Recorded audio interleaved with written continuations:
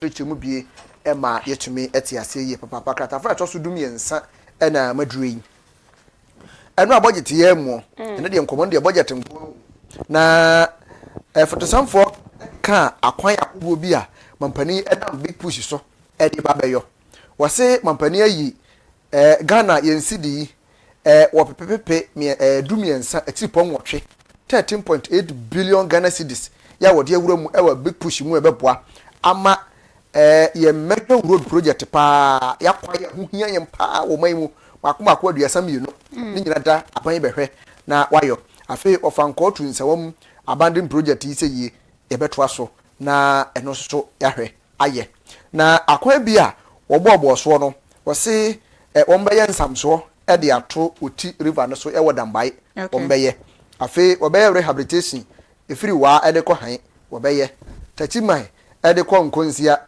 wanchi ede wuram wanchi ede ko sola ni nyina la yebeye na wasi tumu ede ko hamle ni nyina yebeye tumu ede wuram lora yebeye na vrongu ede ko tumu dwaradazesi be ko so wini batuma nkasim yebeye kapkos ede ko takorade adenta ede ko dodowa ni nyina da wase aban yi se wobehwe na waye afi sunyane outer ring road ebehwe na wayo kumase outer ring Eastern Corridor ni nyina da wo behwa ye kire se akwande pi na ba akui binti ede kwa nankpandore ni nyina behwe aye dodo pepesu ede wuramu enkwanta ni nyina o se pepesu wo ufri ahamasu a na wo kododo pepesu na wo se wo behwe na wa ya kwan de na bebrebe na atimpoku ede kwa sikuma bebrebe na no a wo to ne bo ase ya wo bo so a anopa yi ye gbo mo mane pi ede a kirewo ewo graphic yi emo na memfa bi nso so ewo guide mo na guide nso aba no pa yi a wono so ebo amane na guide amane bonie wose enra abra na ye bekenkan budget na ena dom kuma ye wo mra se beja fie so wo mo se yen ya fali ye metena ha wa bra be kuma no fo ha mo nkan ho asem kai ye ko ana speaker so enanye ablekuma da ena ye budget da won stress ni kenkan budget mo se fan yen afali ena ye ko no eti mon trans ko ya bi yen trans ye ko no se yo ena ye mon kwai na mo ano mo ko kra ye be ye ti de mon ko na o mo free mra se beja fi ho a fast ana deputy minority leader ma me Patricia Piaje ene anodom pre chief rep o mo ka bo mu se mo mese ni nyina nko o mo ko ya o mo ko abankesi mu okay o mo so mo deputy kwa ko mama mpani na o mo wi a o mo dibi so akwa dean of the diplomatic corps o mo wi a o mo dibi ebe kwa koma coalition of domestic election observers kudeyofo o mo dibi kwa koma wo enwa na petition o mo de ko enimu asem ne se wo mo hwe de course wo Ablekuma atwede boy course ye gubi headings ye pa bi sotro ni nyina da o mo hia ehwemu fekọ e de afa ho se mpani nkasa mfa ho na anyem hwehwemu eno achi wo mo se wo mo hunu se efoma gudie ya yetu e wo mamu ya emfa mra kwa so ye kana se galamsey no eno koso pa nti aban entu ho na mo pa ensem ewo krata na mo de ko yi ni mu no ti sa na ema mienu nti ene ndo o mantimi antram na se beja fie si ye nkenkan budget o so buntimi ntrase wabra ya hwe o nkrofo wa Ablekuma ya ban kan ho hwe o mbe ntrase so mba beti budget ko fi galamsey enu ane bai o se galamsey budget nim budget no nyame ya atomo ma me hye matifo bo edwoda mama be bomu nsam nyina fekọ ade akire tifo me se galamsey enu ane bai ya e wo budget mu ho dada e wo Ghana se enu ane bai galamsey de se sase yenye nne jo free akato apen so ye yenye nne na aye Ablekuma nkwa na ya to abanto kwa koso okay e because wa ye wa so we so go e because what tachimai okay jo we okay me okay yo oh kata fa to so nsia delegate mu na mo na da hai na napia mensa na napia mensa se okoyisu sapoena awa court okay de okoyisu sapoena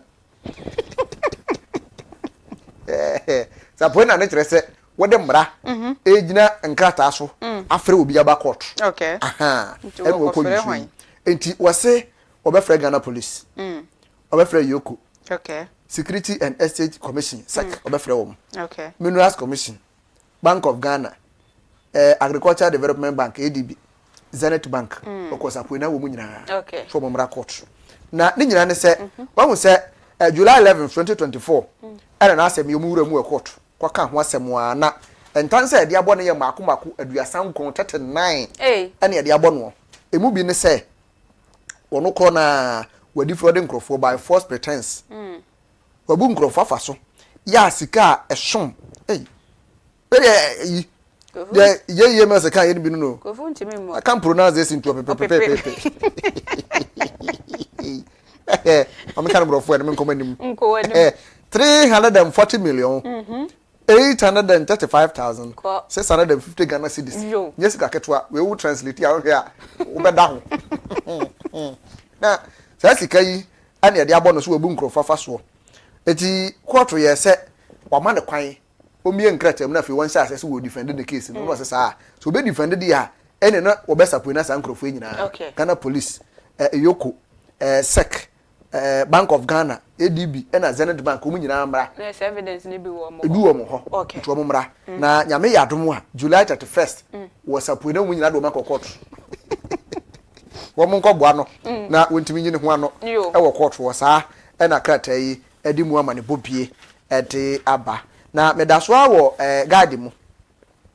E na guard ye bo amane se ye IGP yo no yenye odeni wo ye bue aw mrante na dwuma omo yiye ayi abadwum ewo boase ne potem ho no na posifo e kire se wo mo ho na no ma bi bo hwere magu masum mo wo he mo mesi o akro no nkoso mo se kai ayakubu e Yohani mo fa mo tuo ne maboa yen kwa no mo se so mo bu kam fast wo mo tu ka hwi wo mo koduru ya se no kore kro no nkoso abadwum oboase ne potem ho akonfo hu posifo ya sasa momdo mo kan wura posifo se wie e wa ha moboa ye ba yire mo ani ya posifo su wura mu hobi akonfo no hu si posifo na wura ho akonfo na ba ka mo ye mo nto titei e wura mu ho jaye ko mo to na posifo to mo to na posifo to tamere intervention posi ni ba ko block ye he konfo yi jini na ni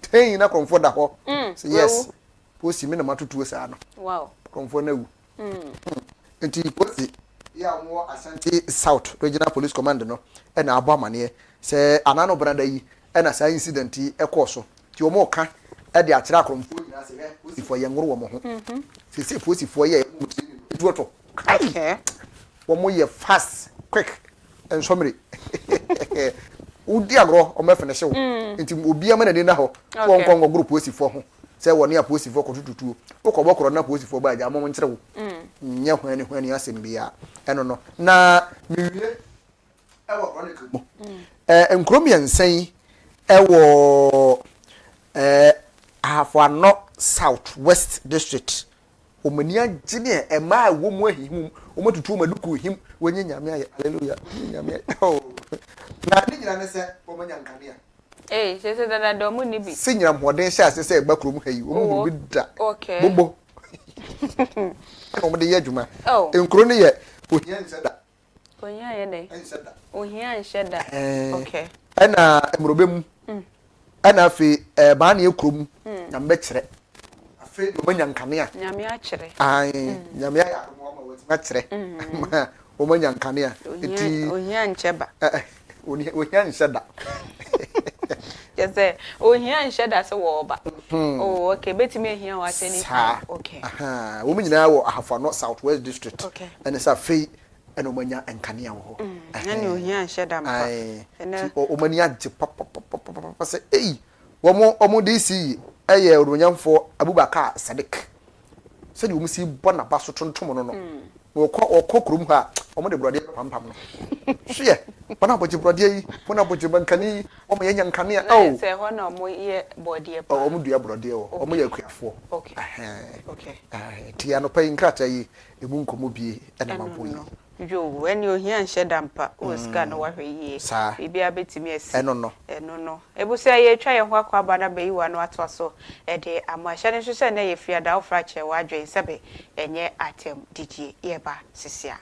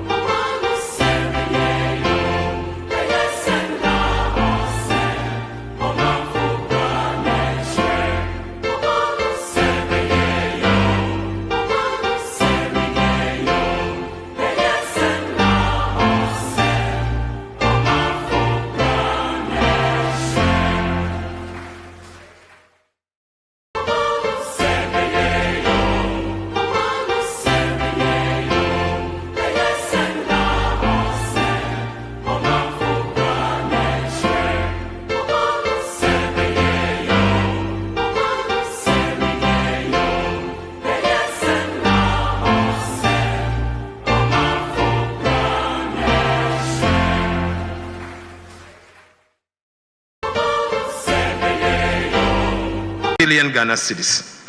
It is important to know that there was no build-up in arrears payable during the period under review, signaling strong commitment control and fiscal discipline. Mr. Speaker, we are very different from our friends that decided to flee from this chamber. Mr. Speaker, the deficit was largely financed from domestic sources, with net domestic financing of 13.1 billion, well below the 18.7 billion target. The net foreign financing was 2.8 billion, mostly from the utilization of the 4.5 billion IMF disbursement. So, Speaker, between 1st of January to 6th of January, the IMF disbursement of 4.5 billion was spent before the Mahama administration took office just in 6 days. Mr. Speaker, project loan disbursement was 2.4 billion Ghana cedis. Mr. Speaker, even though Ghana is relying on the domestic market for financing, we have borrowed less than we planned, signifying strong expenditure control and fiscal discipline. Right, Honorable Speaker, this is a strong signal to the investor community and all stakeholders that the needed fiscal consolidation is happening here in Ghana and it will be sustained. Right, Honorable Speaker, Ghana is back on the international scene. Mr. Speaker, exchange rate development. Right, Honorable Speaker, government commitment to implement the following measures, committed to implement the following measures to stabilize the exchange rate. Mr. Speaker, we committed to establish the Ghana Gold Board to enhance the generation and accumulation of foreign exchange to support the stability of our currency. Mr. Speaker, we committed to pursue strong fiscal consolidation through the reduction in public sector spending and the fiscal deficit to reduce the pressures on the exchange rate. Mr. Speaker, the Bank of Ghana also committed to implement appropriate FX forward auction to support the stability of the cedi. And Mr. Speaker, finally, we committed that the 24-hour economy and accelerated export development program will boost local production and reduce reliance on export. Right, Honorable Speaker, let me state emphatically that these deliberate policies announced in the 2025 budget to stabilize the Ghana cedi are yielding massive results. The results we are witnessing are not by chance. They are the fruits of hard work, discipline, and intentional policies. Mr. Speaker, the cedi performance in the first half of the year 2025 has been impressive. The Ghana cedi experienced significant appreciation against all major trading currencies in the first 6 months of 2025. I'm happy to inform the House that our previous record, where the Ghana cedi used to trade against the US dollar at 17, is as at yesterday trading at 10 point.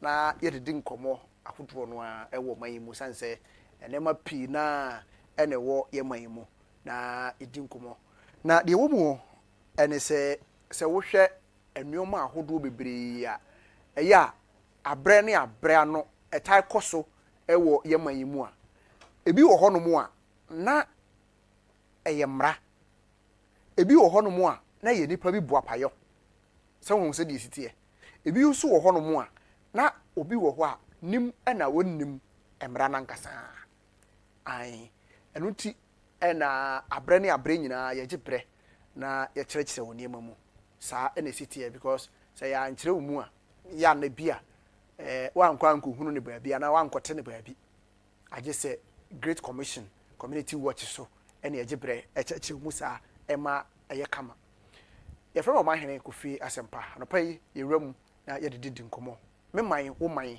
yɛn nyinaa yɛ man emu ɛna yɛwɔ yi yɛn hoahoa yɛn ho sɛ yɛyɛ Ghanafoɔ na yɛyɛ timamufoɔ bi san sɛ ɔman no ebe yi a efiri me ne omienu nyinaa anɔpa yi me bɔ video yi ɛde akyerɛw na wei esi wɔ Kasoa Winneba kwantempɔn no ɛso hɔ no mu a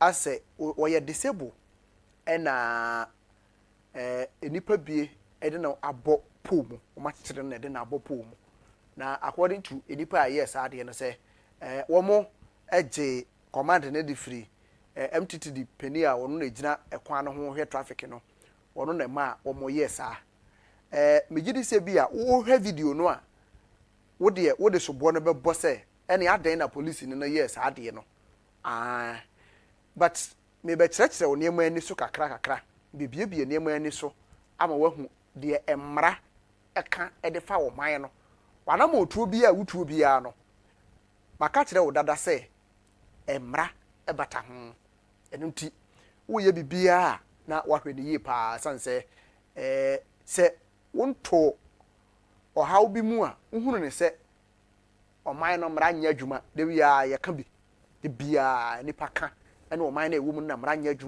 adwuma but sɛ mmara no nso mu a ɛna wohunu ne sɛ mmara no nyɛ adwuma saa ne teɛ yɛwɔ mmara ahodoɔ ɛwɔ yɛ man mu ya ɛbɔ yɛn ho ban eti megu so kasa na wo de me de video no bɛkyerɛ wo na wahwɛ wo hwɛ video no nyina na me kyerɛkyerɛ mu sɛ de mmara no ɛteɛ yɛwɔ Traffic Regulation Act 2012 no LI 2180 ɛka nsɛm bebree wo fa mmara no ɛde to hɔ a mmara no mɛba we so na mpɛ baako no mmara no ɛkyerɛkyerɛ wo mu nneɛma ahodoɔ a ɛsɛ sɛ woyɛ ɛne wo fa mmara no ɛwa paa sɛ wohwɛ section 117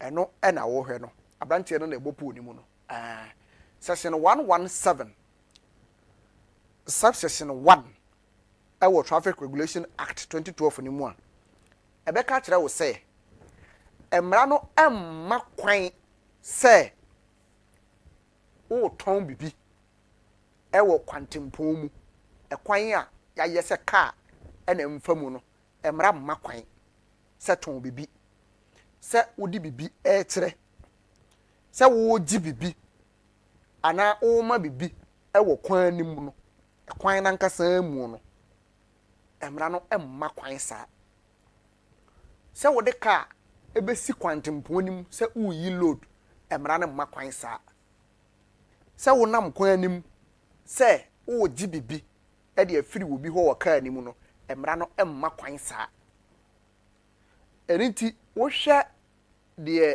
wohwɛ yi a ɔno aba begyina kwan nim sɛ ɔbɛgyegye sika afiri amanfo ho san sɛ yenim sɛ ye kuro mu Ghana ha de ye kura ene ahumobro de ekuyense eto saa na te ahumobro man ɛna ye wo mu a enti wo bɛne nam kwan animu a ɛba saa ɛbɛma omanfo bi akye ne sika.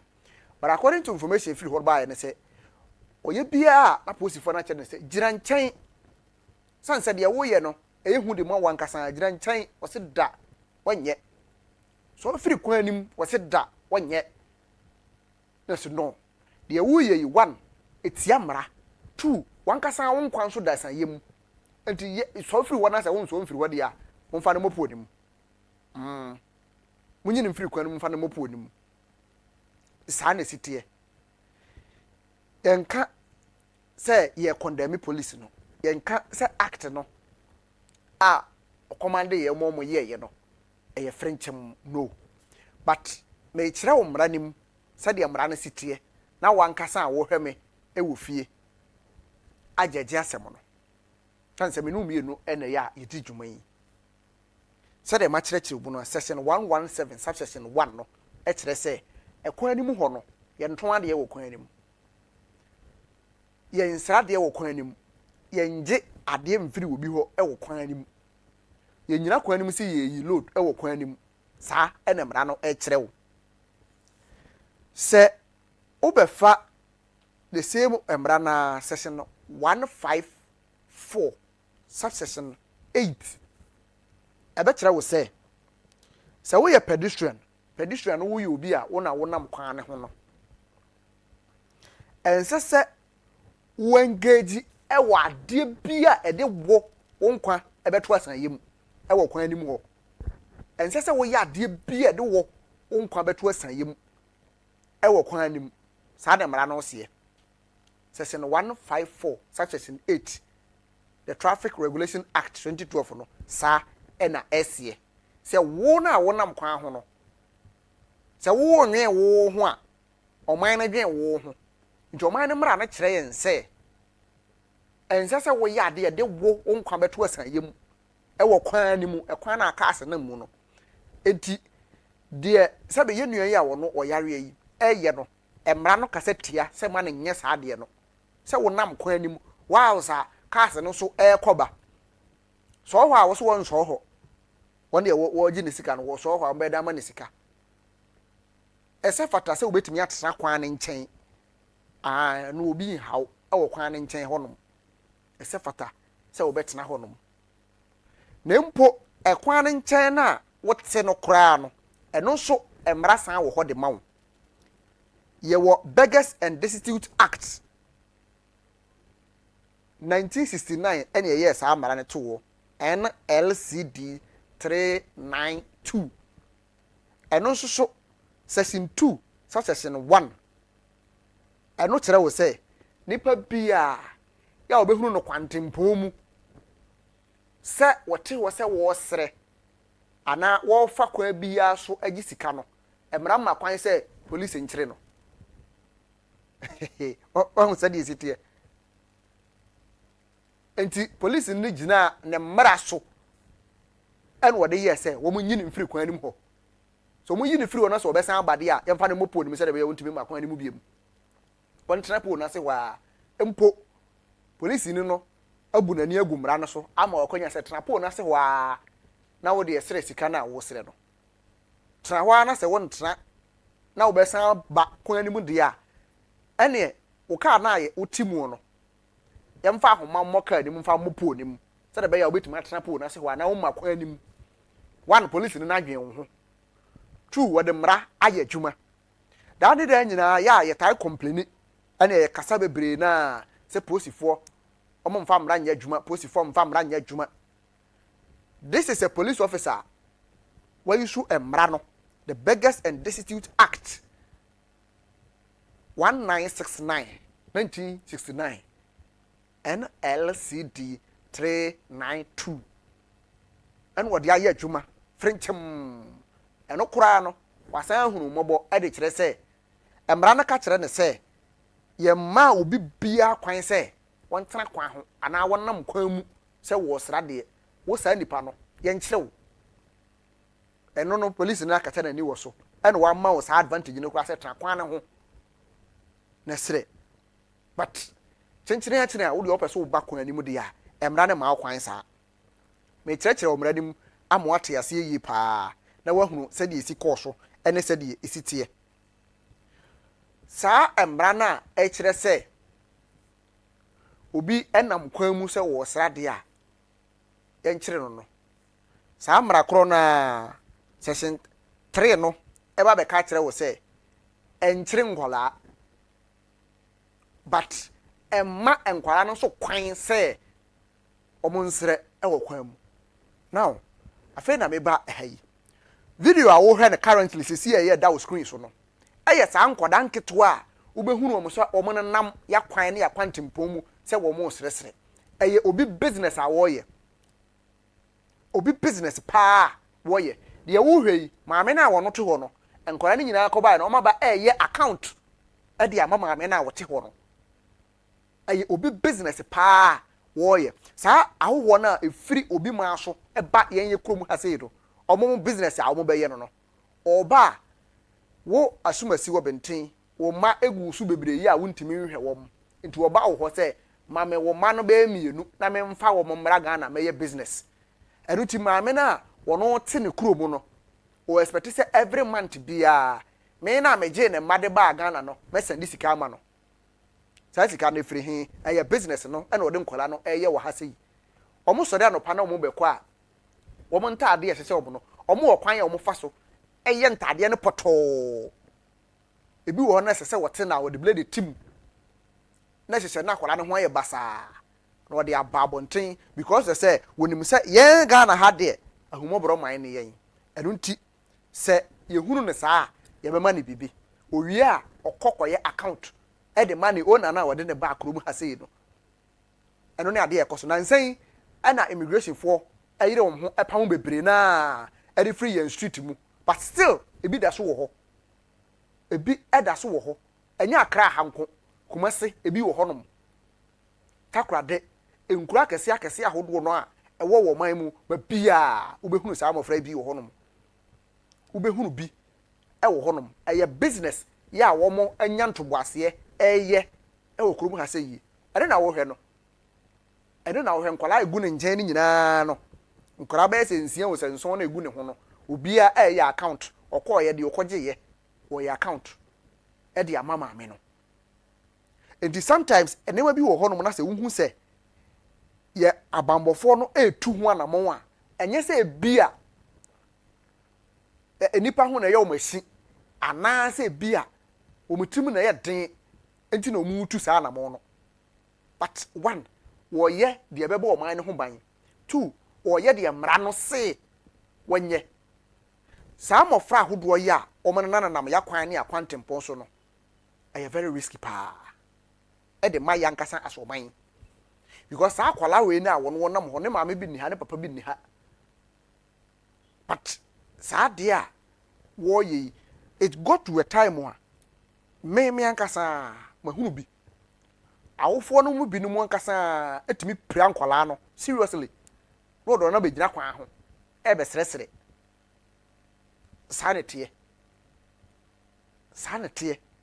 e na ekoso bibiri enti we na wohunu ne saa sɛ police na instruct ama o mai no by it mind ahoma no wa amfa nkyekere nipa no ene de woni saa right no so obeye na mmom ne wheelchair na wote mu no ene wa kyekere wheelchair no e de abopo onim sɛ ensa sɛ wo ba kwan anim sɛ wo be srade sɛ wo yɛ saa wankasa wo nkwa ɛda san yem ma kyerɛ wo mranim kama ama watumi ate ase eti wo hwɛ the Children's Act 1998 that is 1998 Act 560 section 10 subsection 1 eka kyerɛ yɛ sɛ abofra wɔte hwe mu abofra sɛbe wadi dem eni hu kwan da sɛ wo motuti no ɛmfa ho ne baabi ko a wɔnam saa enipa ya hunu sɛ saa mara yi wɔ hɔ ɛbɔ mɔfra yi ho ban enti saa de a ɛne wodi abofra ne dem no de abofra ne bɛn nam kwan ho a obi antimi motuti akwara no ɛno ne business na a wɔn yɛ wɔ kurom ha sei no that is the business ya omo ye de wuhunu ni se wote hwe omu yi saa emra e kire se obi ani hu kwan se obede nam ya kwan ne akwantempo mu se wo srade no saa mra no so ena police ni gina ya wote amasa directives no but saa mra krona so the Children's Act no so kire wo se saa bofra a juvenile ete hwe omu a eni hu kwan se omo otwiti no ebra no kire mu paa yi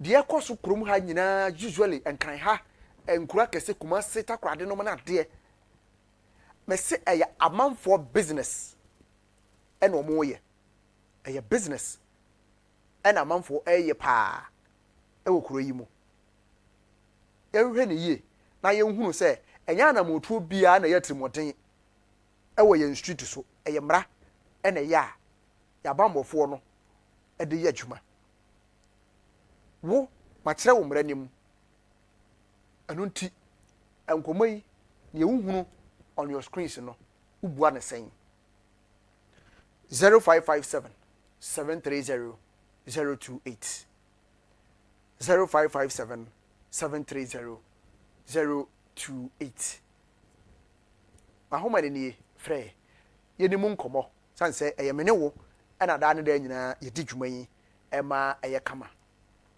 saa ene sitie wo kame ho na ya da ne da nyina yedi dwuma yi ema eye fe ene ti frɛ me na yeni hu nkomo on 0557 730 028 good morning utini babu yakasa free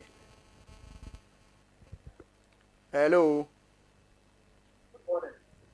udini babu yakasa free hello udini babu yakasa free hello abi watimi anyina so 0557 730 028 0557 730 028 Febra na yini enkomo wo ho odi no ba bia kasa free o hello dabi ono so antimi anyina so morning good morning papa na put this say adum sa di we o nana ni ai nana na ban e problem papa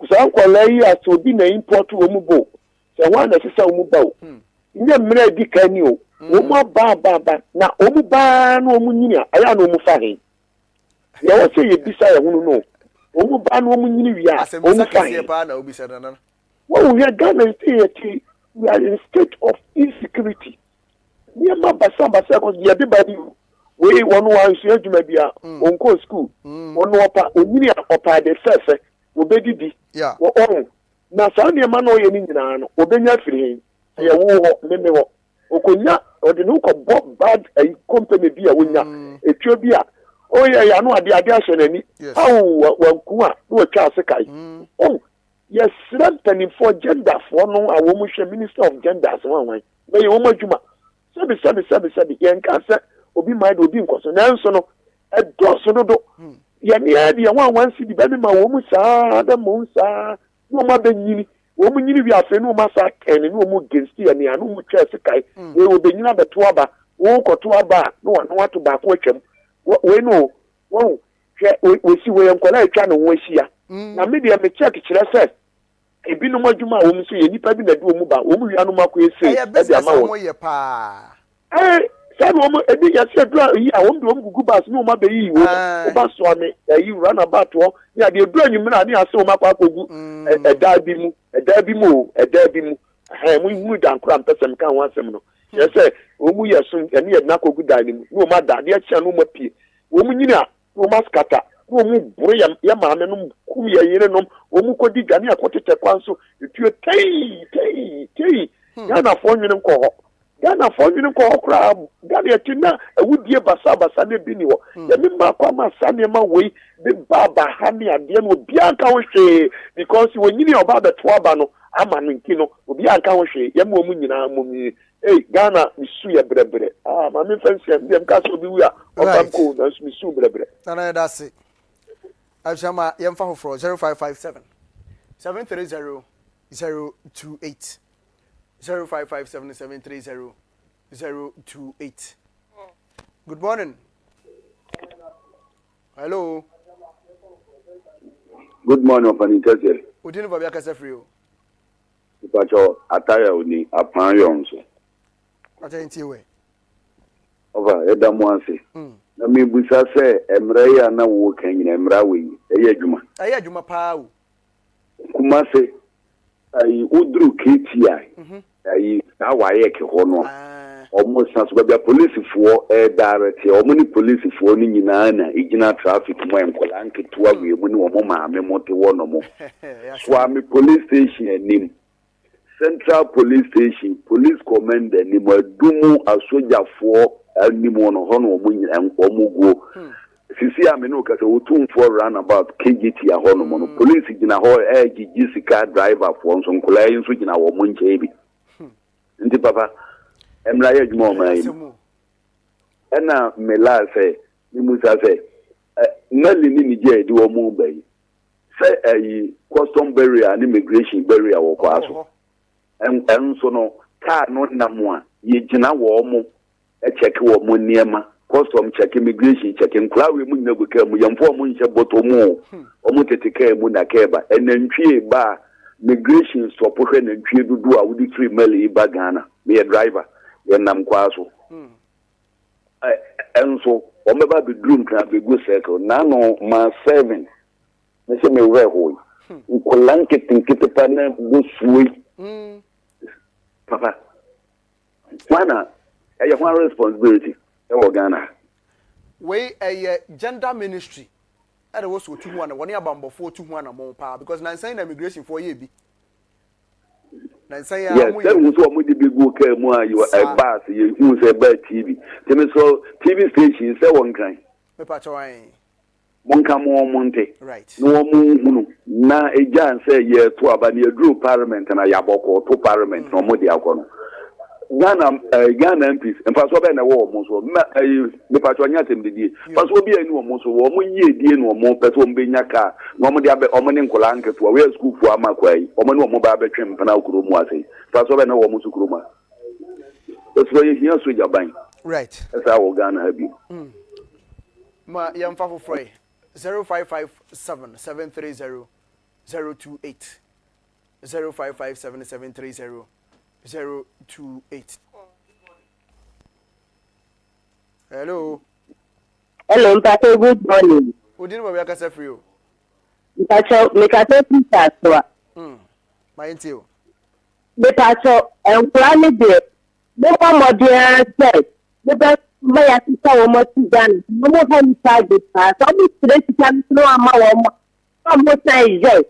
I'm playing check out from not make some move. Somebody definitely the car ball. Not that the million. Let the million. So let's all you one. I will be not playing with them. So you are planning to make the above from the nation. No need to move now to Muslim. So I'm going to have my dear. No one made my dear to Muslim. My name is Medasi. Yes, so Edasi, no watching today. Sir, I'm Rahudua. Me told me who born in your so you ever juma. Good morning. Today, Boko, we didn't have a free. but you're Mr. Map. My intio. But you're Mr. Map. My intio. Yeah, what you need there? Yes. What now, but you need to so. And if I yes, yes. Yeah, crap. New folk looking for yeah. My bomb. Right. The big brain who happen. Okay. And so, yeah, that's a papa. Yeah, na here the law enforcement agency. That is the Ghana Police Service. Say, we didn't buy a free. Because if we have the projection, Bantima, Mind you. I'm crying, you know. And say, so I'm run about to. I quite course a quite nipping civil or not what I could come you. How a day Bregana for woman yajuma. Mazi, make us a back on many years more catching to a man the 1 year. Man, for intimate ceremony. And they won't be being found my. That's it. Yes, we are that's Papa 0557730028 0557730028. I have to the pop. Would you like us free? Because I'm free. Walk My interior. Oh, you know, almost in town. In full, I should study with pipe in full. Among but among your many. Among the pies, among your many. Now, and so, and being it more, who do. So I'm an airport or Mugo, me, Mudna Kong, a place women now, pet, Muna, no Mudina home now, it's now. No, I'm the first one here.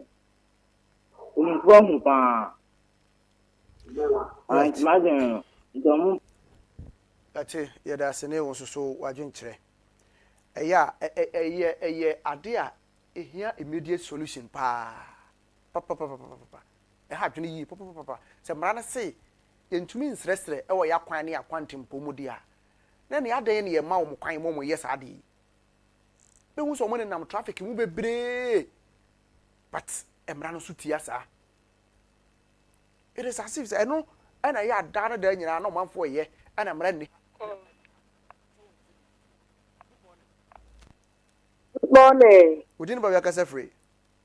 I said, from Alex, Sophia. I'll see you. Me pato, young crazy. I have to see a time record in 20 minutes or Man, Grandma, Mama, they never take away. Come on,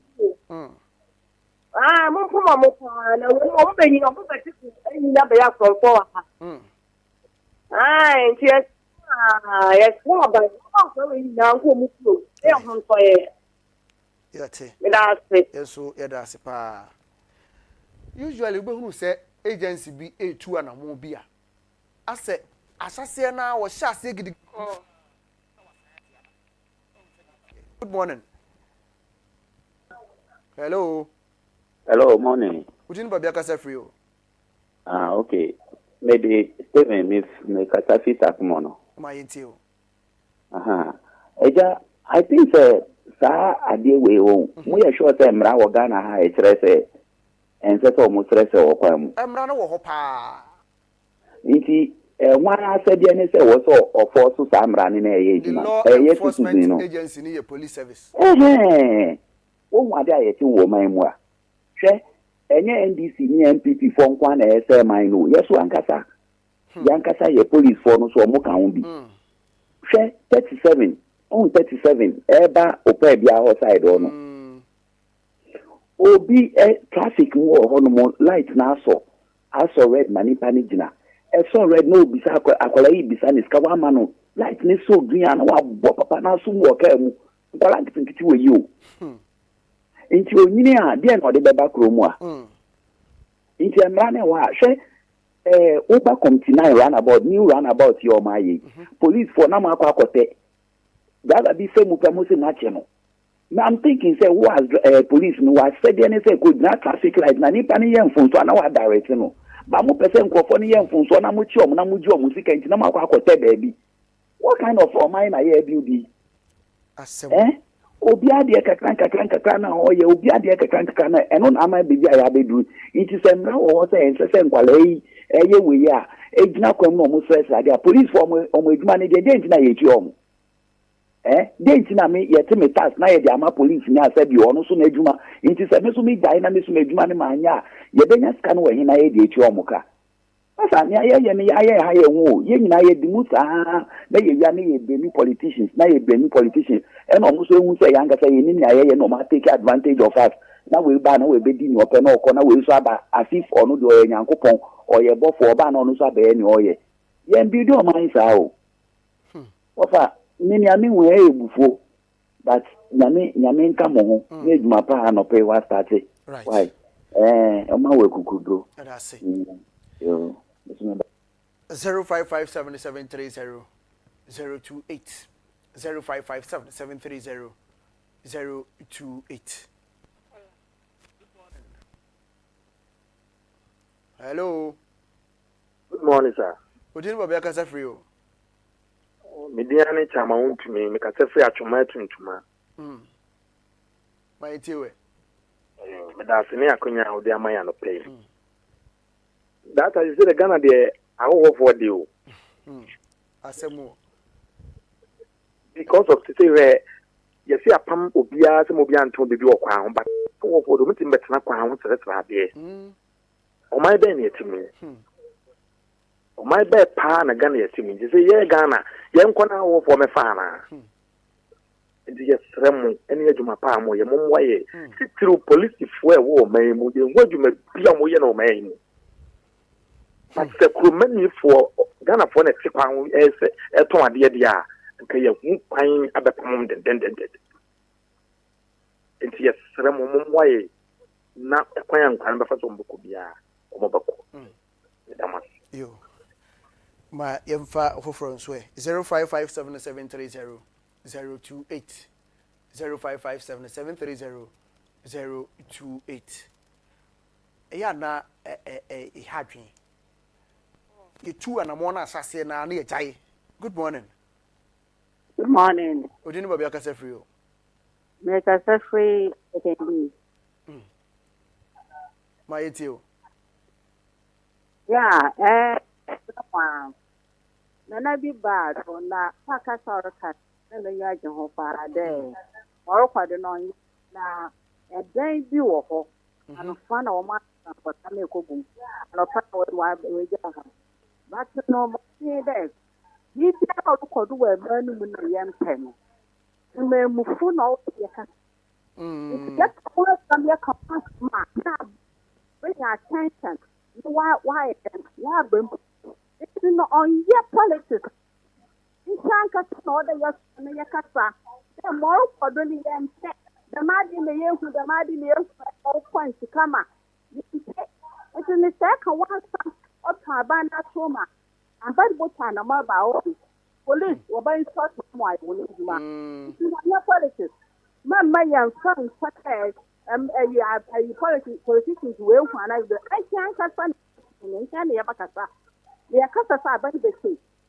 It's a Mr. Kakama one I more for people would be an empedum and you know cadet. A dining for now would want for other reporting. A danos one more for the it would be the not right when man on finding my papa and grandma. Why the police reporting? Report when she was a man, right. Okay. That's an also so oh dear. 0557730028 0557730028 also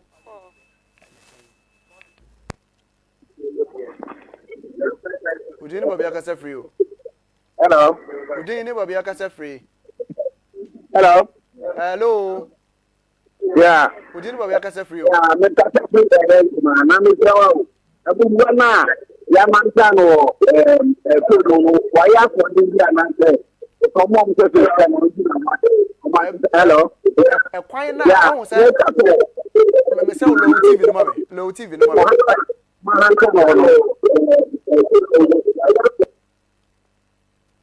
Mr. wo fra na wa low TV no kra de ama me na yatumi akasa se one low ne sa na eyesa wontumi entime nka yi na wo mu se ne na ye bebre wo mu sa Mr. wo ya good morning. Morning. We didn't be akasa free. Also, you tell me down to step. My team. Me kasa free. Akimoda. Okay. But so with the net, the Mokasa from one and Mr. Seneca. Now, when could be about Ghana, I have found the Kune.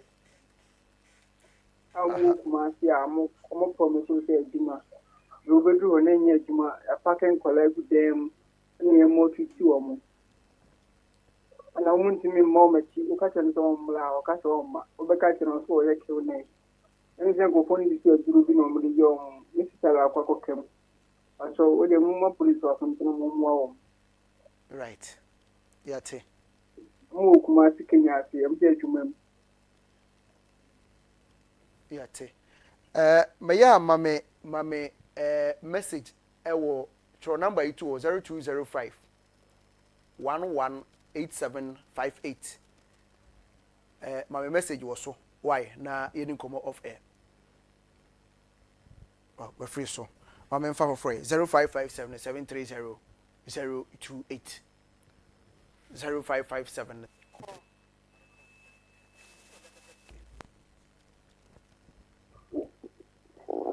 Hello. Hello, good morning. Good morning. Oh, we didn't be able to free you.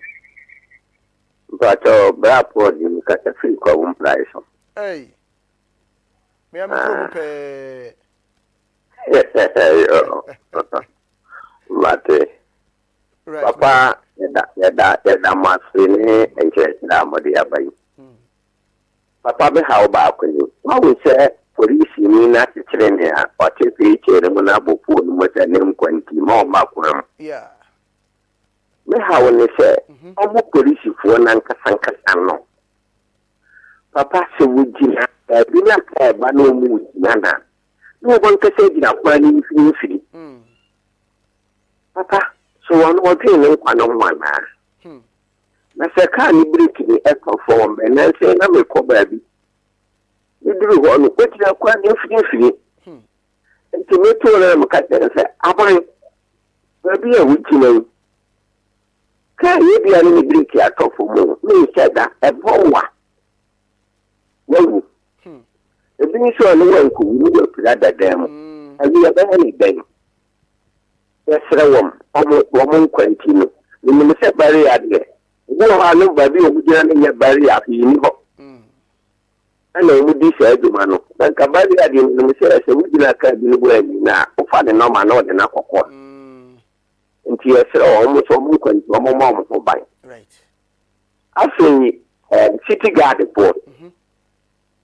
Omo adigi tuisi di se omo de ma tambre no. O pe mi bi ta se omo so wo kwan se o ti bari ana o mo go kwan. Dabi onde want me see barrier man nye. Nanso ise ya yakwa utafu ha yi. Pushi binti ya si barrier. Ama FPC ya no bi ya to for mo ba be sa ya mi ka na mana nkwa mana be boka ni makonda mo kan. Sembe kure. E bra no obitim. Nti sanye emrate omisi barrier dia. Papa ndi na omo ni yi omo what's your check and man, woman checking, you want to be very and a car to lose because here, near stop with taxi. You got my banks, wow. Into the ceremony. Right. What are your words, my mammy? That's it. I mean, I may a south so much price of wood. Right, I will say, Mr. Remington in Fafra for BPM, Mammy, and Fafra for Jumatino, and see our Hassay.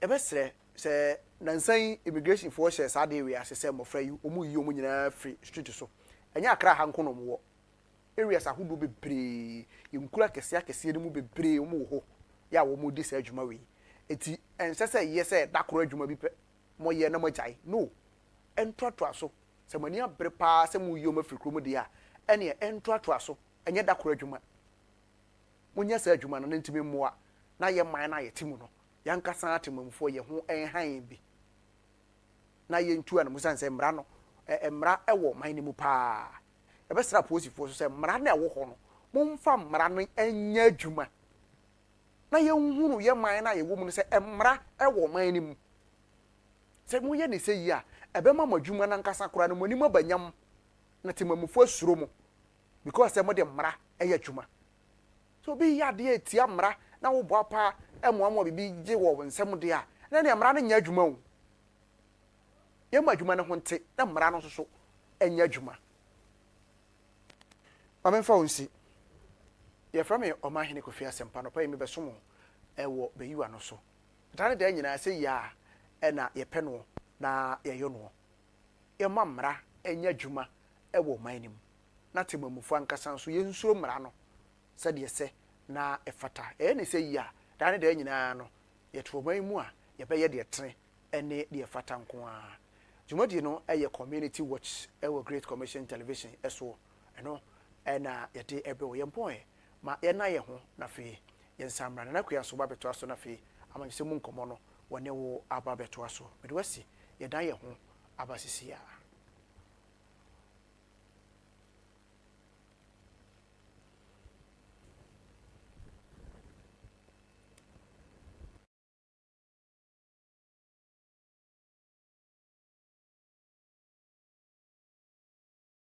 Anuano ne adɔfo mede nkyerɛso nko de ma obi biara ɔhwɛ me ɛfiri ɛyɛ Time Herbal Center mene kwankyerɛfoɔ a mede aduru Time Herbal Mesha ɛna Time HH Herbal Mesha mede aba edwama so wobɛwura dɔs na herbal shop pharmacy shop bi a wokɔ a wobɛnya bi atɔ na aduru a mpɛ sɛ twetwe nkɔmmɔ paa ɛyɛ Time HH Herbal Mesha no kwasɛm sɛ ɛyɛ aduru a ɛboosti immune system no ɛsupport immune system na ɛyɛ hɔ blood cells ɛne red blood cells no supporting nkɔmmoa no ɛma ne nya ahoɔden ɛsoronko bepatwo utie me wu bi a ɛhɔ a na yare bi bebe bia na ebi abɔwa waduru ɛyɛ baako pɛ ɛduro no yɛ Time HH Herbal Mesha anaasɛ ne capsules ɛyɛ ade a wonya bia ebetumi aboa papa patwo ɔbaa bi wɔ hɔ abonso hɔ a na nsu fitaa ne finase na ɛba ɔhɔ abonso nsansa na ɛbɛgugu nase ɔhɔ abonso nase na ɛkeka no obi ɔkora mpo a after the menses no obonso nase betumi ahyehye no obonso na nsu a sɛbsɛbɛ nka wo na ifinase ɛba patwo wo no Time HH Herbal Mesha anaasɛ ne capsules yi bia ɛbɛboa isa ɔha wei nyinaa ɛyɛ flu so ma aware so emperimfo so benya nsane yebu ne bɛ na yenka na sam ye ka ne so obu abaka so matɔ adurabre na emperimfo so ukodwa mienu a ɛna hu de eba ne sent na so yɛ oba na sɛ wutie mi a me kanfo Time HH Herbal Mesha anaasɛ ne capsules me kanfo ɛde amawo sanso a bɛ me bo ha no ɔba bi kodi mpasogro efiri na nsen kɔ no bonsi nsu fitaa ne firi ne bɛma mu na ɛba efiri bɛ 5 days kɔ na nsu na nia sesa na yɛ brownish color na ne bɛma na emu ya ne ya na ne mu ahyehye no obu okra ɔkɔdwo nso kora mpa yiso kodira mfikyire baabi na wafee ne sen na wakɔ akɔdwo nso bonsi ne bɛma na ahyehye no na ekuro abamu obu a ne deɛ no watriti ɛkɔ ne nso hɔ a bonsi ne mu na ɛka ne pɛ patro yɛ bɛma na wutie ne a eturo no ɛyɛ baako pɛ wunya Time HH Herbal Mesha anaasɛ ne capsules a na ade a wonya bia ebetu aboa papa ama wo nso watumi adon ho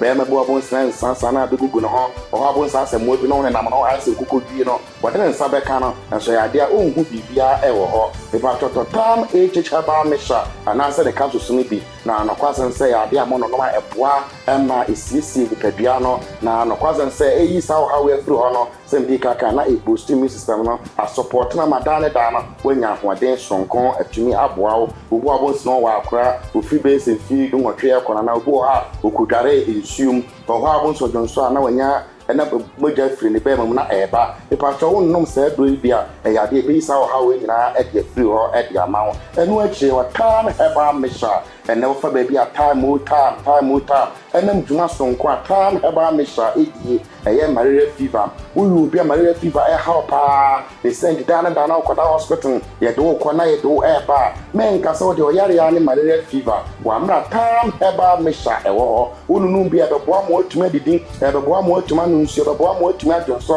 yɛre wɔ kɔmpa bɛtena fidie so na manka ne nsuo aduo no a na ɛkɔ sanse nyankopɔn ɛna ɛsɛ yareɛ ɛyɛresɛ firi onyankopɔn ne nso deɛ bia Time Herbal Mesha mu ɛyɛ ade a wonunum bi a ebetuma aboa papa obu abo sena ne honam na ɛhyehye no ne honam na edwa no obu okra mpa ɔkɔtɔ kɛtɛ so a opiri kɔtɔ ha na opiri kɔtɔ ha obu okra mpa sɛ yɛ duru na yatome nanso malaria parasite na ɛba nipadua mu a ɛyɛ ɔhaw bebree ɛna ɛde brɛ wɔ ɔbaa bu okra mpa wotumi ka sɛ ɛbɛyɛ boso bɛyɛ mmiɛnsa ohun ne mogya ani anaa ohun ne menses nti wanyam ɔbɛkɔ hospital doctor bɛyɛ ne lab no na malaria parasite no ana adɔɔso ɛwɔ ne nipadua mu ne sɛnti akɔfa saa ɔhaw no ɛde abrɛ no ɛpɛ ɔba no nom Time Herbal Mesha ne bi no afei na saa ɔhaw yi nyinaa na ɛfiri hɔ na ɛkɔ nipa kyɛw woyɛ ɔbaa na wotie mi a Matam heba me shada da entire male. You about our fair through and answer my credit for. Or na ultimate time heba me shani be. The no na ya dia bit me aboa. I'm a wait me ado. Your number is 0244 417 669 0244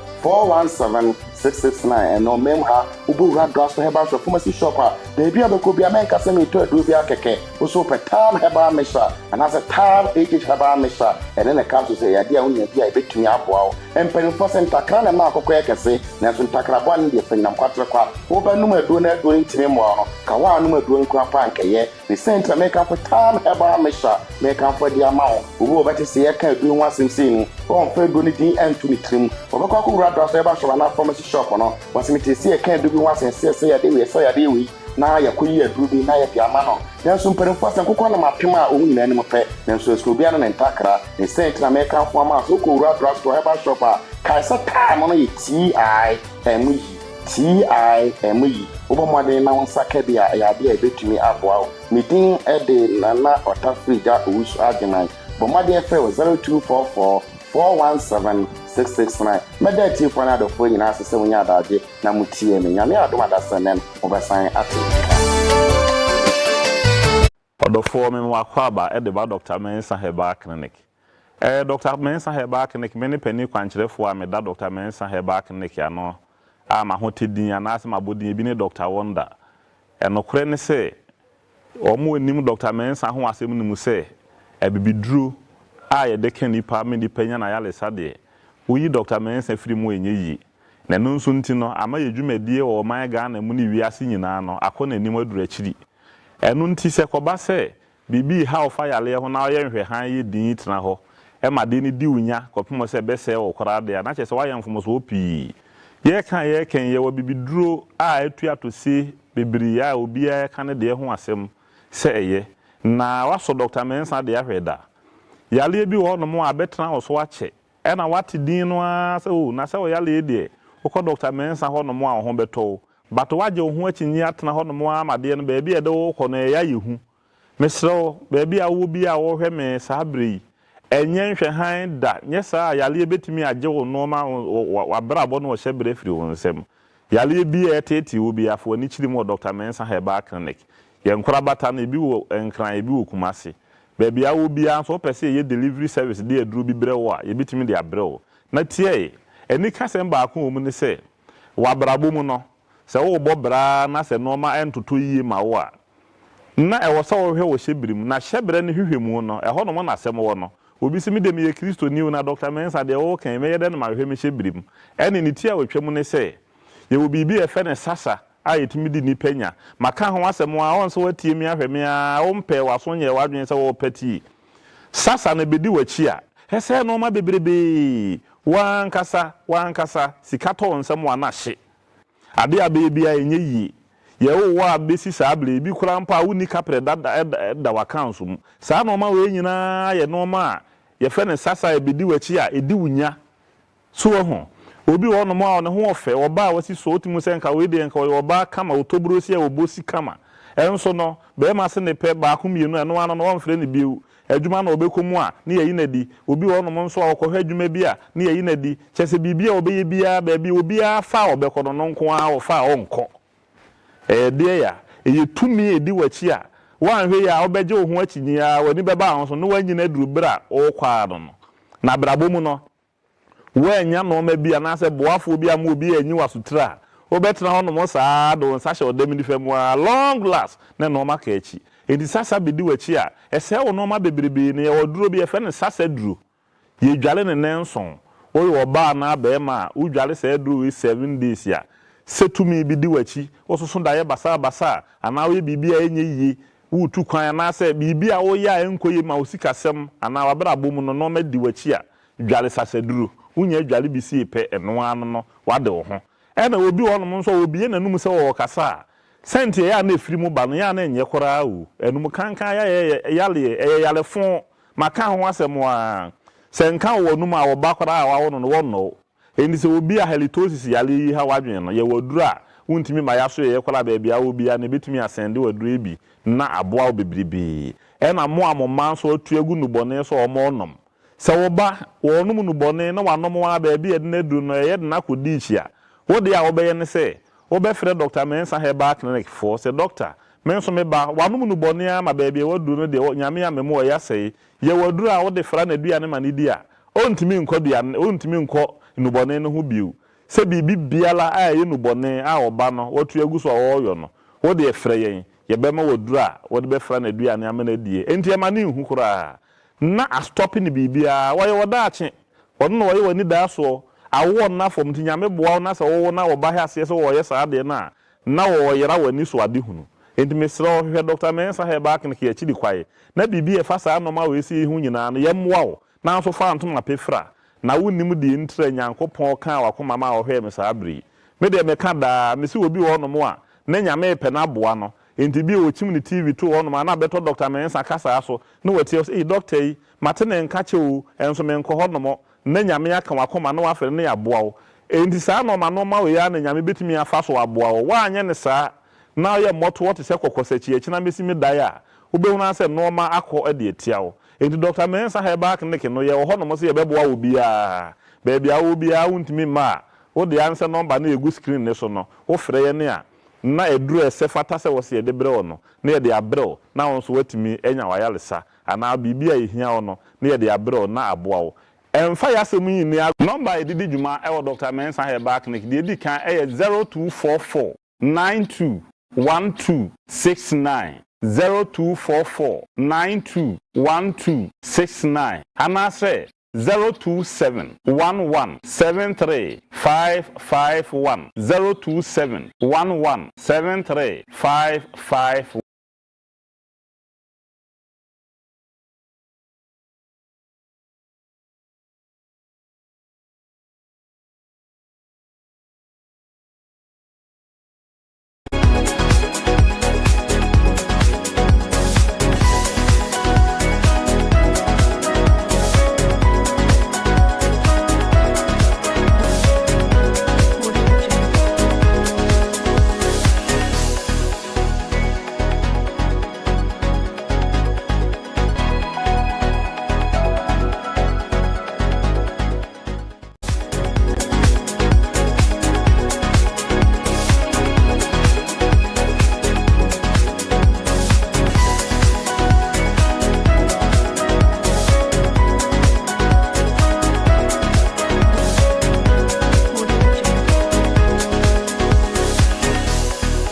Billion Ghana cedis.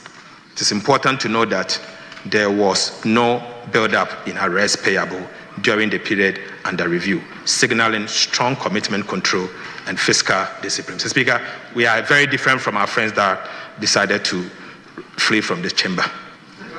Mr. Speaker, the deficit was largely financed from domestic sources, with net domestic financing of 13.1 billion, well below the 18.7 billion target. The net foreign financing was 2.8 billion, mostly from the utilization of the 4.5 billion IMF disbursement. So, Speaker, between 1st of January to 6th of January, the IMF disbursement of 4.5 billion was spent before the Mahama administration took office just in 6 days. Mr. Speaker, project loan disbursement was 2.4 billion Ghana cedis. Mr. Speaker, even though Ghana is relying on the domestic market for financing, we have borrowed less than we planned, signifying strong expenditure control and fiscal discipline. Right, Honorable Speaker, this is a strong signal to the investor community and all stakeholders that the needed fiscal consolidation is happening here in Ghana and it will be sustained. Right, Honorable Speaker, Ghana is back on the international scene. Mr. Speaker, exchange rate development. Right, Honorable Speaker, government commitment to implement the following measures, committed to implement the following measures to stabilize the exchange rate. Mr. Speaker, we committed to establish the Ghana Gold Board to enhance the generation and accumulation of foreign exchange to support the stability of our currency. Mr. Speaker, we committed to pursue strong fiscal consolidation through the reduction in public sector spending and the fiscal deficit to reduce the pressures on the exchange rate. Mr. Speaker, the Bank of Ghana also committed to implement appropriate FX forward auction to support the stability of the city. And Mr. Speaker, finally, we committed that the 24-hour economy and accelerated export development program will boost local production and reduce reliance on export. Right, Honorable Speaker, let me state emphatically that these deliberate policies announced in the 2025 budget to stabilize the Ghana city are yielding massive results. The results we are witnessing are not by chance. They are the fruits of hard work, discipline, and intentional policies. Mr. Speaker, the city performance in the first half of the year 2025 has been impressive. The Ghana cedi experienced significant appreciation against all major trading currencies in the first 6 months of 2025.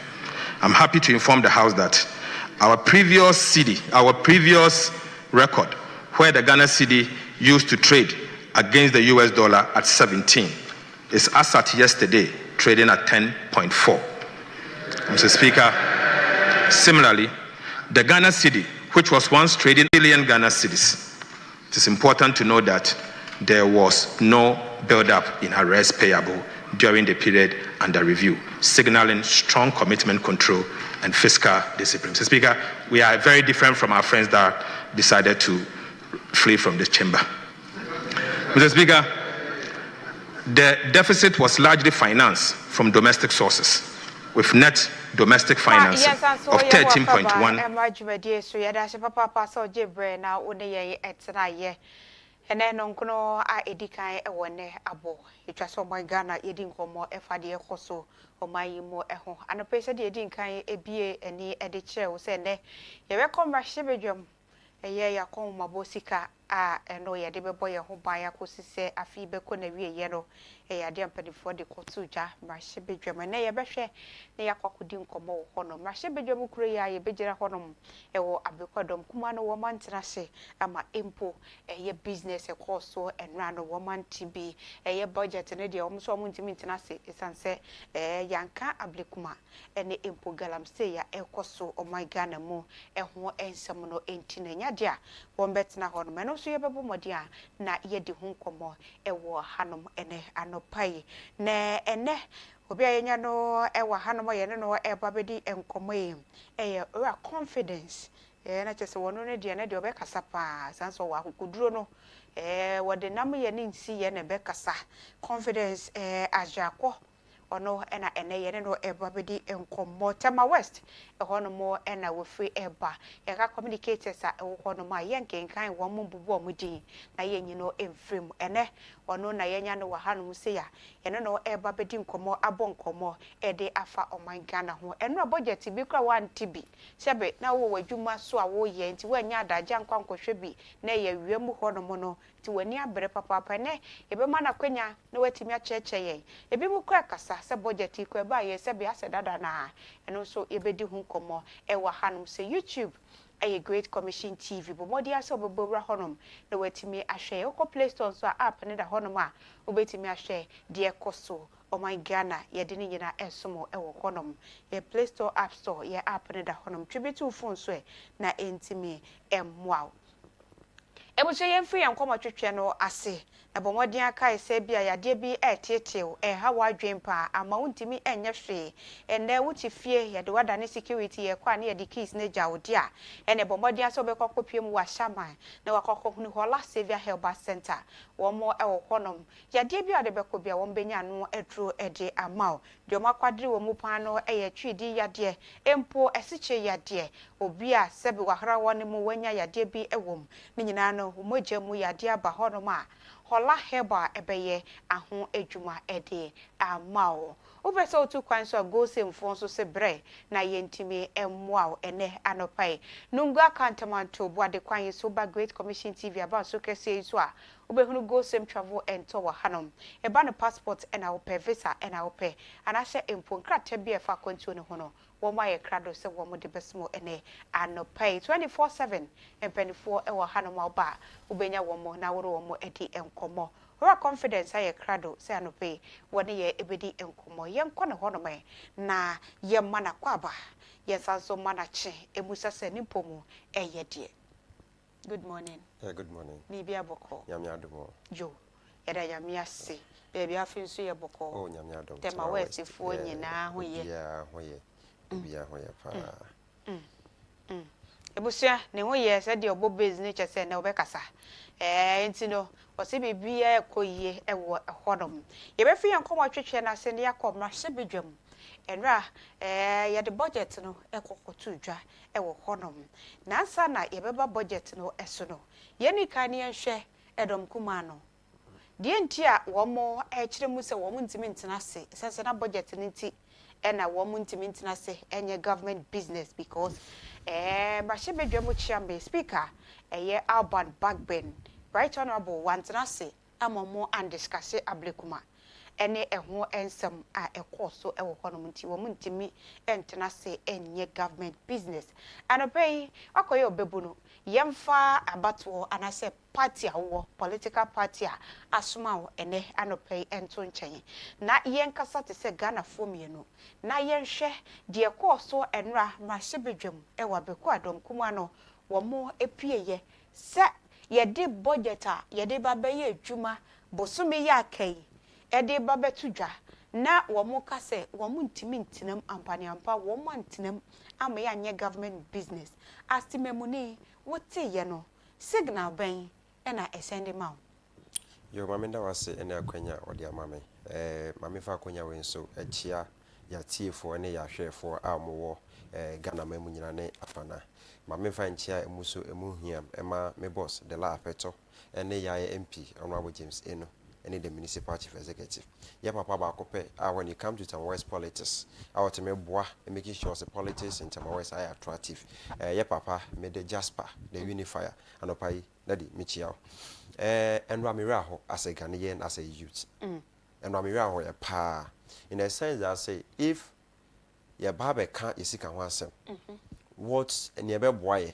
to cater for the nation for the period akai then minority and okuma for our parliament they will stage a walkout just because they don't want to listen to the good work of John Dramani Mahama. You see, and their petition to the president, their protest to the president, it's uncalled for. And yeah, they are sabi. Many who say it's a calculated attempt. Say, omuntu mean tina parliament ho. Abramati nyema pa a John Dramani Mahama any ato forcing for just 6 months on my no and no ferry. A ferry and a calm just for them to be there. So me nyema pa ya no and no ferry nobody work it out because omuntu mean debate any issue. Because it's even reflecting all indications as you say or man ko yiye or man ayeje na or man no essay apro atete apansano they themselves are who say or man ko yiye under the leadership of John Dramani Mahama. So metina ho tie asempa no omoko hey abampapa aba omumpo we are resetting this country. Very soon we start resetting themselves. One will say I come here and say this government the only thing they want to stand on to go for 2028 election, they say, "Omo bomb party abawe afeli." Okay. That's what I'm saying. Omo say abawe afeli because senye sa na ye sika ho entutu ye sabe ko asoman sabe say sika bibia be nye sika free ama nkofo ho ato omo sebe mo nyansa kakra wo de be ka ho mpokura no eno be make sure say majority no enso we dem be a reversal or any other thing because it's a review. Okay. Your voice is needed in this aspect. For government business, for other initiatives. So say, and then when this thing is going on, now most of you are staging a walkout just because of certain things. Me want to say a ferry. They just don't want to be there. To listen to the good work of Mahama, and they can't debate anything that is coming out of that budget. And what are their demands? They are demanding of Ablekuma. See Yakokoye rerun. Abraham Tokwe see into money petition the command president. So on Fifemu.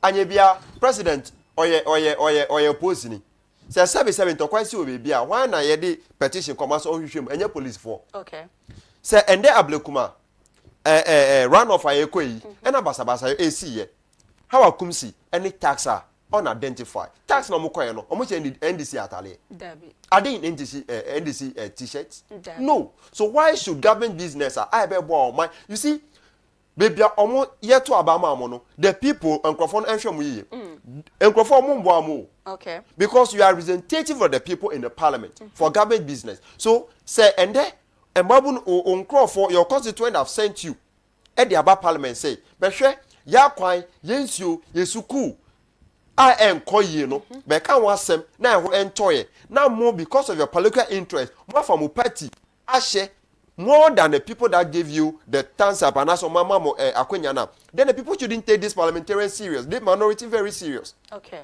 In a sense, say, Eden is here, Yakotwaba, how Kumsi, our your former MP for Kaswa and as I would to say, Eko Hofano, crap pepper spray.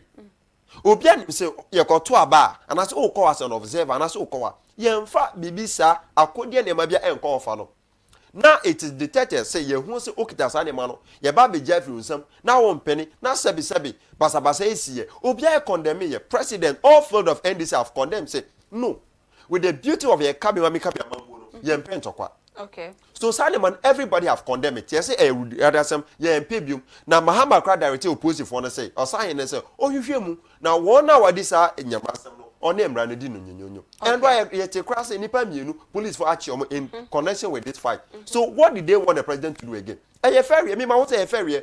It is an attempt to not debate the budget because there's nothing debatable about that budget. There's nothing, they're not debating. What are they saying? Is this not indicating? Niamana our budget, are they not reflecting into our lives today? Okay. It's reflecting. Me faka bay no why it is so mame. Anopai, me kwa to a hard lifting, yet it's so mame. It's reflecting. So they don't want to debate anything because they know that the reflection, the true state of the nation now. Abrayechi stater, nanka Ghana for Indian daso biano. And the man will say, and that's what our Ghana for. Ghanaians have confidence and hope in this country. Under their leadership, where there was hopelessness, Obia Soria, they want to travel. Obia person took one because na GDA Ebia any Ghana Mamubia Bruce or Babetina Yemanu. Okay. Then again, about they were demanding for how do you call it Galamsey. Say Galamsey adia ato opinion, some opinion funny name see what Ghana for ensure MPP for this minority. They have their boss to be seeing all this. And no more pencil. And a Galamsey. And this is calling for even a state of emergency. And no more pencil and a bonsa. Takwa and in the Everus, Omunya in Suno. Okay. And then people are ya within their time, with the past 8 years. Now ensure and for Eno. People are using lead and mercury. Mercury for Galamsey. I can't know. Take this thing is an essential threat to our future. Okay. Monfa akwenya be monfa steps be abe make sure say mo address those issues. Na do dan kwa akofado eni ne ba omi antehwe. Akonta man e hwan de. Okay, wuntumi. Anya wuntumi de. E wuntumi e hwan. Onye MPP regional chairman of the Ashanti region. Yeah. What are they telling me?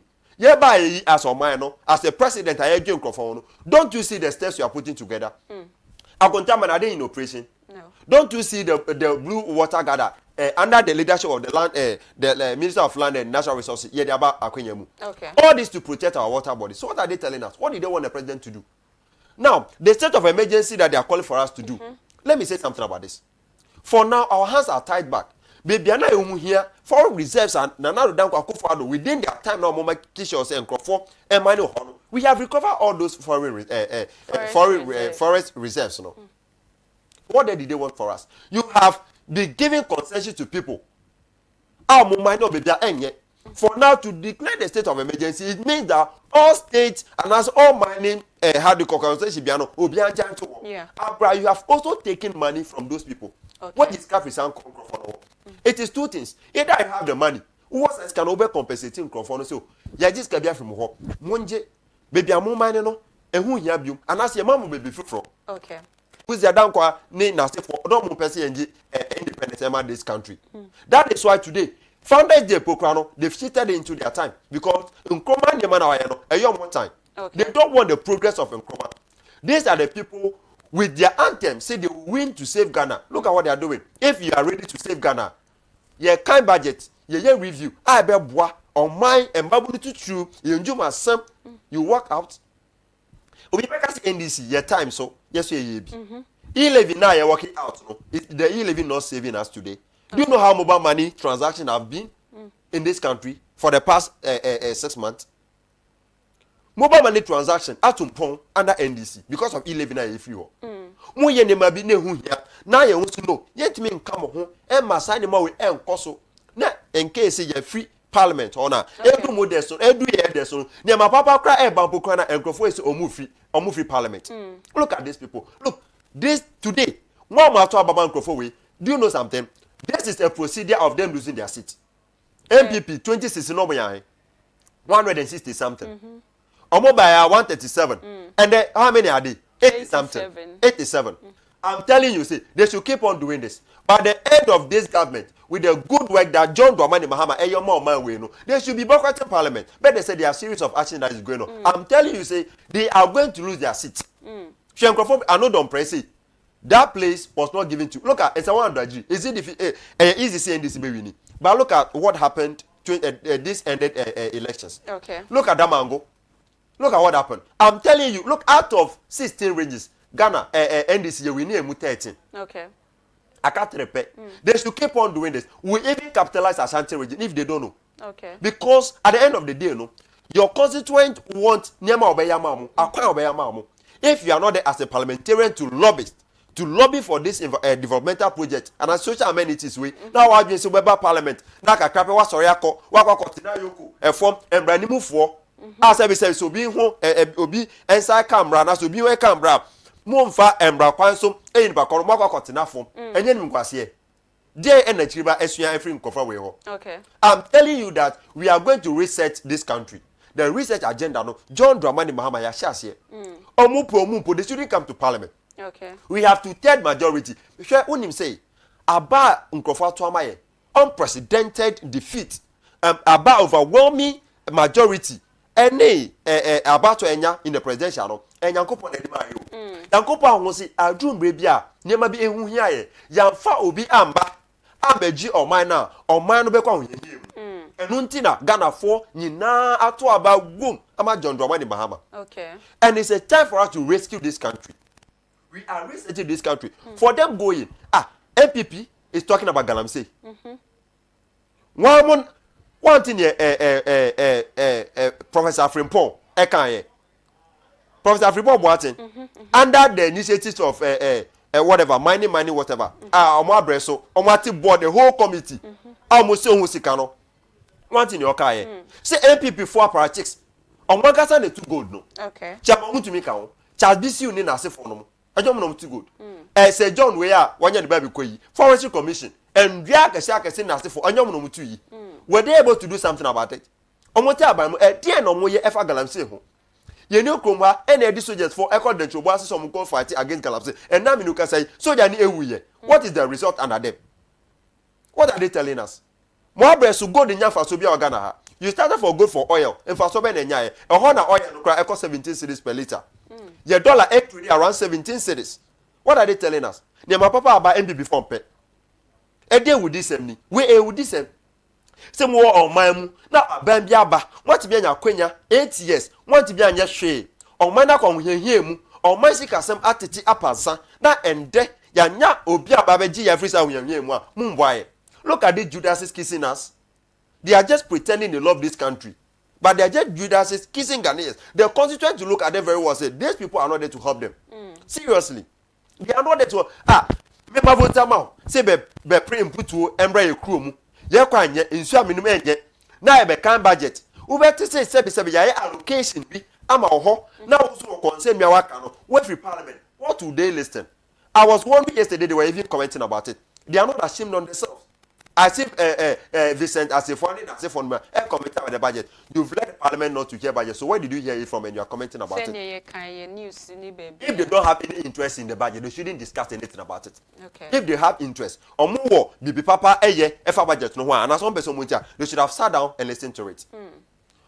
On one call parliament, budget, they should just forget about it. We are resetting this country. They say, Ghana fast to Obama, I say, Yen Faji DB and Sama Mumbio. Ghana for dwan a wo mutim se ometu kwan Trump susu na ede nkrofo ba yi no they say omanya gide se betumi atena ekroma ma ekroma yi. Look at production have increased, goods and services in this country now have increased. What are they telling us? Omani mu agwase ya ni ngwase o once wo ferry as sometimes no wo baby bukra obetu na mpana ya wo ya enti on bet na ho I be kan budget na beto mo sum no asem pana ba no. They don't want to listen. Okay. As a service, obi on pay admin sachra. Jehovah Witness function now, no man preaching on person of now because as some person stand a crack, they don't want to be repented. Instead of them to sit down, no one see free NDC for say bu or my say seek asem etutu you know they don't want it. They are rather walking away. And what to say you can biblical quotation me budget no more. What is your nicknames? Our budget no more. Nicknames MP before my budget in and for so many at the buy. Okay. And when the $1 no cry come Ghana for who here. A Juma corruption everywhere. What are they telling us? And then MPP, our gas, they are now asking President Mahama say, oh, she Ablekuma, and to quite sin and say, Yentim. Okay, 2020. Okay. Abraham Chodi, I would to senior. How I come see? Or Danny boys, Emma move your organizers, any secretaries. But who cry from where? Tuareg, and Osem Namika. Okay, Ejura. A social activist, Kaka, then it happened to Kaka. MPP activists beat Kaka. Omo bu Kaka makaka here. Sam George, any that of Hanabisu. I also West Wagon by elections. What happened to it? Yeah, bu Sam George, a sitting member of parliament. Did MPP find justice to those people? Or their lives are not important? If they think that omunim so omunim membra and Crawford now more time so I a bomono teach him and Crawford na nado danko as a city president abreko to about 2020 you kumunipa 7 e wo techiman south e dey no kafa ho afan place for banda no mo free ensuo so ba afari for mo free ensuo so ba aba beto aba soldiers for the MPP tax aloki omo e wo ensuo so aba manya kwan ya beto aba they true no mo apply side ye bu ebi no because they say they are Togolese. And the MPP then know how to fight for justice. You see, we will not be this country for a few people. And for kumebi and say kronomai. Okay. It's also kind omo jomo man. Omo jomo na say no. And so be aba so be say so man na. Awon yaw campaign and MPP for. They don't want to sit down and listen to the good word that John Dramani Mahama with a visionary leader no. Yeah. Ghanaians, they vote to mo be our leaders or and that's all. Okay. They vote to mo be our integrity. We voted for a leadership, and the result is manifesting today. Okay. So whether they like it or not, you see, and can bribe you or say, unko emashe bejafie, and as a parliament, now in charge can be the power. Because for certain reasons, people are saying say NDC for no more year. NDC what you did is to save Ghanaians. Are you telling me say the MPP for endo amukoye ye ekoji hawa kumsi life ana? Batch me say MP before the mom koye endra ebe civic and I'm say if the president don't want to put measures we are putting measures in place okay to reduce it. Galamsey is not a one day work. It's not they are all say sa omano ayefe nema bia ekoso no MPP are thinking maybe are almost in our year 3 years old. They are refusing that we are in our 6 months because of what is happening. Omajo say abache because of cinema pa ekoso. NDC MPP is finding justice for Hawa Kumsi. Hawa Kumsi obi wakum obi no. Hawa Kumsi ama obi abuye organizer and secretaries. Emma Bakufa muwiye. And they are now calling for justice for that. They should call justice for Tuareg. They should apologize to Tuareg. Mon central ni bako ameswale ewuye under MPP. Yatimia for justice amano. Okay. What are they telling us? They should know better than this. And not be right. I ask myself, say, what are the MPP youth learning from these people? You see, if you didn't train your people, ye 20 Sami Jefini and the Magbana, Otuku None, Felix Kwacheno, they are training vigilantism, invisible forces and delta forces. Once from a parliament, they are not able to do anything. Apenyomakin is a failure in the leadership in the parliament. I'm telling Apenyomakin today, the leadership style, it is not good at all. You will not see this under J. Mensa Bonsu. Yesterday, I believe that is it the MPP that we know about Kufuor? Is it the MPP under say Chairman Sabonsu? Is it the MPP that Nyawo Tamoklo as a funny member is part of it? Is it the MPP that we have the former Attorney General what's the name? Okay, momentum here. I forgot of his name so. I can't see what proper MPP is doing now. I said they are just there to make sure say government in the proper but they will not support it. Calling themselves mighty man. If you are mighty, you have to do something that is greater in the country. Okay. You shouldn't be mighty in anything that will not bring development of this country. You pay my papa kunuma ye musum ye mighty minority mumboy. Me say akotia sit never. I'm not praying for any by election. Okay. Obi am born by election by nearby. If there should be another by election, you be winning. Okay. Because we are resetting the facets of this country. all angles, all sectors, over economy, over education system, over health system. She, edem sister schools added to free SHS. What is it? Akolabi ekasa say omuko school money aduane ndida. What they say, over hospital na se pass ni ho. Today we make a precaution, we made the payment of what all of us. UNICEF has said it. What are they telling us? They should rather help us to make sure that this country has progress. Okay. Other than pulling us back, say, Nyemako, Omochi and I, no, they shouldn't think about that. We are organized. Ghana FI, idea. They should give us the mantle. They will stay in opposition. Opposition, they are more so that they will learn from us. Okay. When the 32 years of NDC ruling is out, they can come. Then they'll come and live on our legacy to do something good. Okay. Nyomu Kanye is no good. Because it's unjustified. Say, Mube come and penin say 6 months I buy MPP is calling for us to fight against Galamsey. Maybe so MPP abreso no e dey empa no maye about Galamsey. MPP abreso no na we densu na it say the it say itakmo no ponana. Pra na it say itakmo no pono.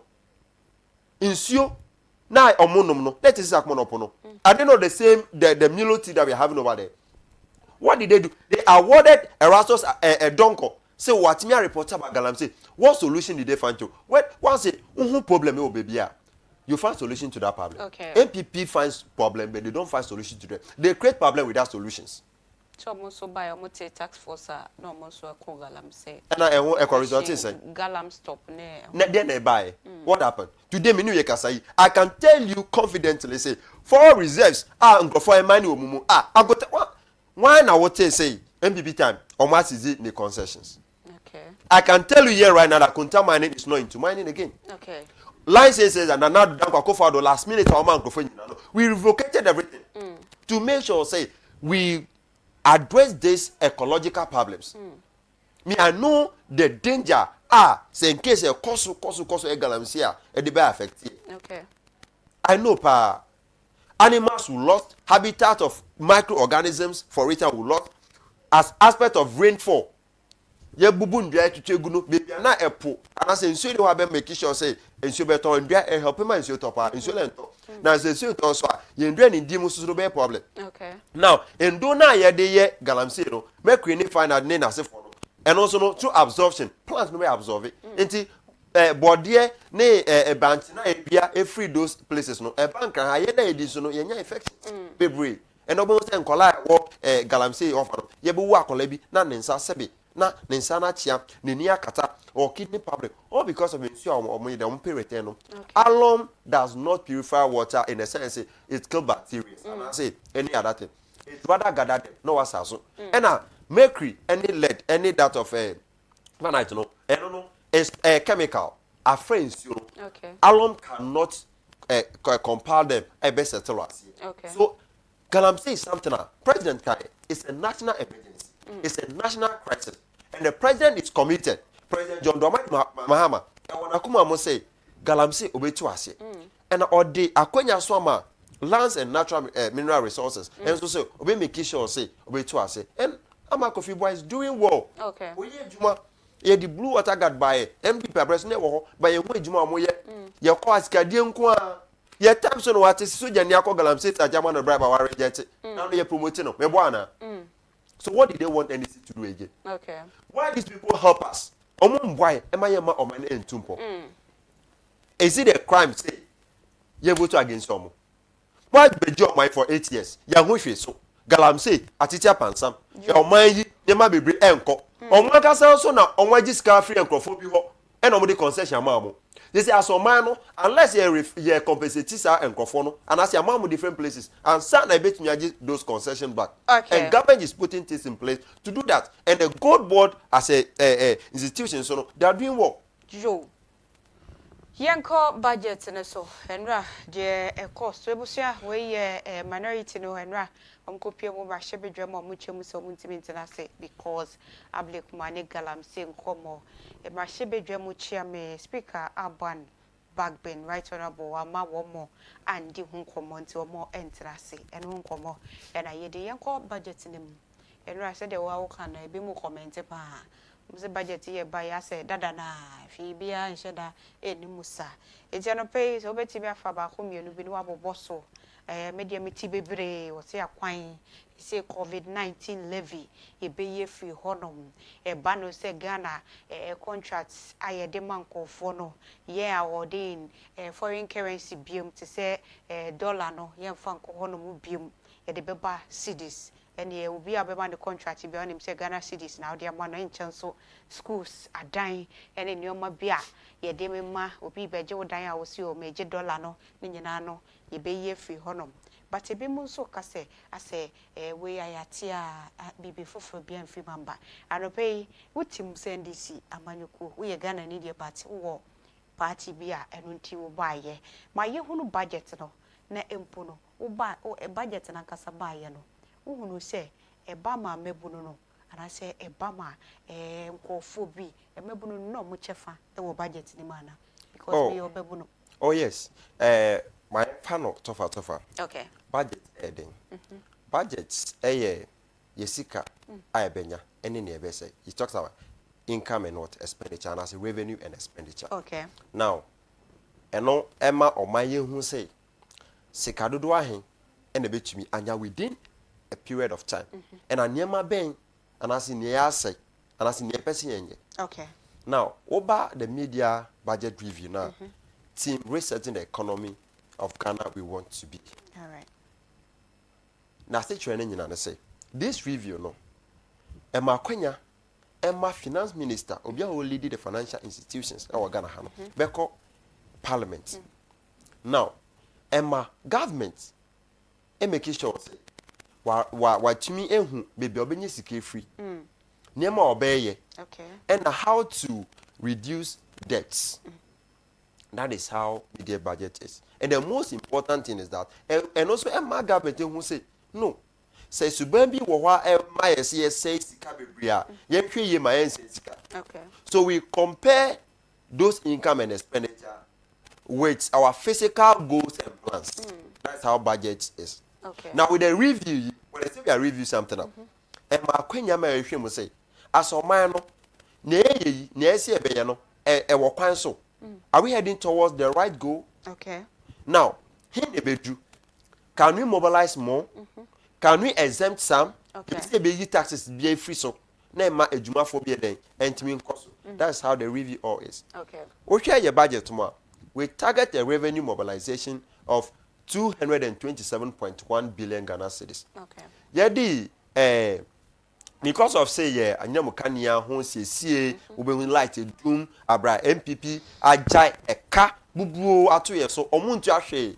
One of the things Ghana to know say kania na dundundundum no abra MPP before ho no na omuntu akania ho sika ema obia. Okay. No mu de eka bubuo no me de to. So because of CADE levy doom so levy no eba and as energy sector levy no matter how any Ghanaian will listen to it. Yadi buy no we are able to mobilize 2.9 billion. That's what we want to mobilize. Okay. So what they can want, revenue target now no, ebe call 229.9 billion Ghana cedis. Okay. Now, for now, exactly. Yebenya aye nema for 2025. Okay. Now, Ocean Swa government for now, you are spending almost almost 414.5 billion Ghana cedis. Okay. And that means you can say, ye ka ye de asomai before MPP beja ekwano. 726.7 billion Ghana cedis. And this is ya betuam within this 6 months. And ya few within this 6 months. And this abetua almost 113 billion Ghana cedis. And we sika na da ho na mode akotua na say mo so mba ye. Oh, ye ba ya honde. This did not happen as a magic. Nyama we enya magical. Ye modebo. Now, before you beat me as anybody, yes, that is a cut expenditure. Okay. How did we cut expenditure for the first time? And before now, minister say 123. Obia the sika before allowance. And that means you can say, John Dramani Mahama, you really with 56. African appointed 4 deputies are account. So in total, about 60. Okay. We are able to save that money. Oshe contract idea man go for you. Abra omo hu krata mu ye procurement breaches na as for financial irregularities no yes be correct and na me no ka say ya to the sense e ka ye de ya to the sense interest na ka be ba so aga na for entua no ya timia save 4.9 billion Ghana cedis. That's what we've saved. Now, Obibeka say, MB before catch say, dollar na aba form no. Because of say abano entua contractor for anase ontua kebia. That is the reason why dollar never form. So ba me makwenya, ma me mbo niema ba ko mienu so a government no den atua. Ma me fanka won say free education na omo ka say e ba be review and the MPP omo nte brofo ase omo ka say review me cancellation no. John Dwamani Mahama ahye free SHS mo kena ama ye the 60 private schools aka ho. Okay. So sana impacted the lives of Ghanaians. Anyway, name me papa me ye mama no ma ende omo nkola e those 60 private schools no. They are not coming to enjoy free education. Many workers say over 60,000 first year tertiary students under the policy of no fee stress. Ya tua omo ka ma mo they really reimbursed sa musika. So sa oba economics business and now courses bia within this 6 months John Dwamani Mahama as save say akola 8,200 John Dwamani Mahama was save 2,000 amount say akola 8,300 John Dwamani Mahama was save amount say akola no depending program you are doing say car or mino and as abano there to one for this 60,000 plus students to first year students John Dwamani Mahama have saved those money for the parent umpe we up a day. Okay. Within the 6 months. That's only about the education sector. So what about school? You are saving money. That's why it's not putting everything in place. Say, your dollar on conform with Tonyama, a woman on your Mabeton Ghana Hano. Yati dollar no so. They say dollar 8 10.4 or 10 point something. Alcotadia. Untimi found more of the cities before back out into Unya city will be crossed me cotade. Ema ejadifo. Okay. Oko port charges na hono. Omo ye bi so ye ba ye betting tax boys ye and another tax no mama we ye fi what's the name levy omo ka chere say omo ye cake craft fa okay ye levy cake I say levy is the messiah of this economy ye dey ba ye eno na abanfo omo access omo na akọ the levy have also been taken out. Okay. We are still also exempting certain taxes. Okay. For the first time in the 6 months, mobile money transaction, you see, what indication is showing is that more agents will start working now. When you say now mobile money joint baby, no more close because of the 11 for MA transaction. Because see me the music about to me phone, so me kwa koyi na buy team die. Lie. Nanka sa mobilization no, enya dey a problem, but a obnoxious. A double taxation in the sense say MTN for nakasa tie now abanso SRT ebium so you want say a double taxation and no pokra no say aban edi ewu eji sa tax no pokra dey no dey okay and no nanado edi rent Arabian private jets no ajinso aguye so ukoso ne sisi a wakoso omampeni junso. That was what they were using the money for. So President John Dramani Mahama, a leader that we voted for, need to reset the economy of this country and every aspect of it. Me and I'm say iron rod yatiso. I'll give you the specific figures. Engo fighter yatiso. And it's not impacting the lives of the ordinary citizen. And the Ghana Nibian yaji the same yamitami and age because John Dramani Mahama and there me free nungwakai yatiso mame.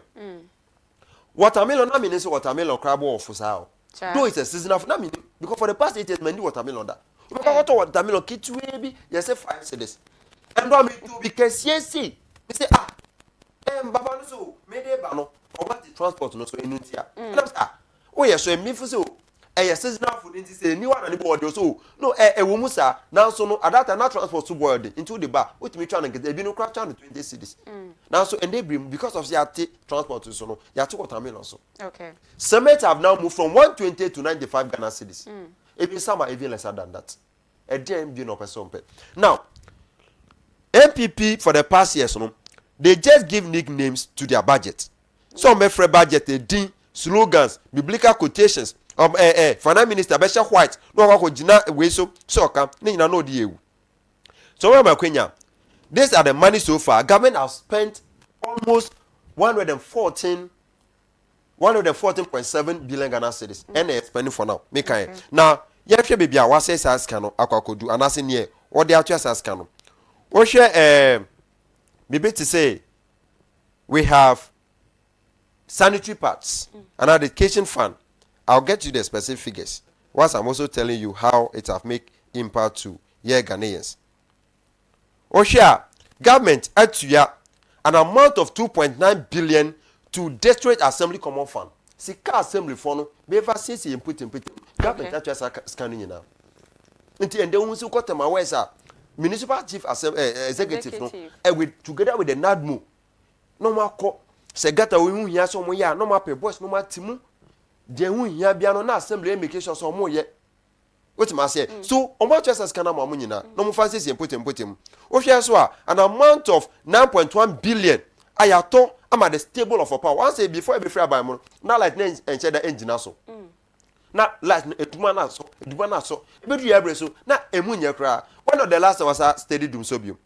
A kaya din for ya to almost 9.1 billion Ghana cedis. I'm an energy sector for the stabilization of our life. And that's when we say, yeah, the light mu and doom you. Light na e doom no. Abraham ba. Then your mama photo. A car or man pay or man that no edit one. And then I say, no provide power no. They were able to produce for us. Now, my mean sample will be 5 million have been paid in arrears. Kaya de. Ye de kabi e mancrophobi. Ya tue emu 5 billion. Ni na ya tue ni na. Yes, actually an amount of 2.9 billion to get fund. Get fund is school. School sense. Ya tue ni na. Now, when you come to, we've paid an amount of 1 billion to free secondary education. So, kwa ye kasi ye ba be mu no. Hwe e ho kakra hwe na etu aye. Free education na before the bomb sambrane. So one of the free education by you. Abrasi a progressive free education because of say here hear them papa e be quality education now. Omo pre from call lunch free education. And crofo nya nindi they are not able to pay no. And then me you can say you to saka no nyina. Yeah, that's the amount of money we pay. And collect me call no say meja kusua miensa. Manya akoko sere. Me no ko school. You want akoko sere da. OSS. And collect me can say tea, oat, milk eka ho.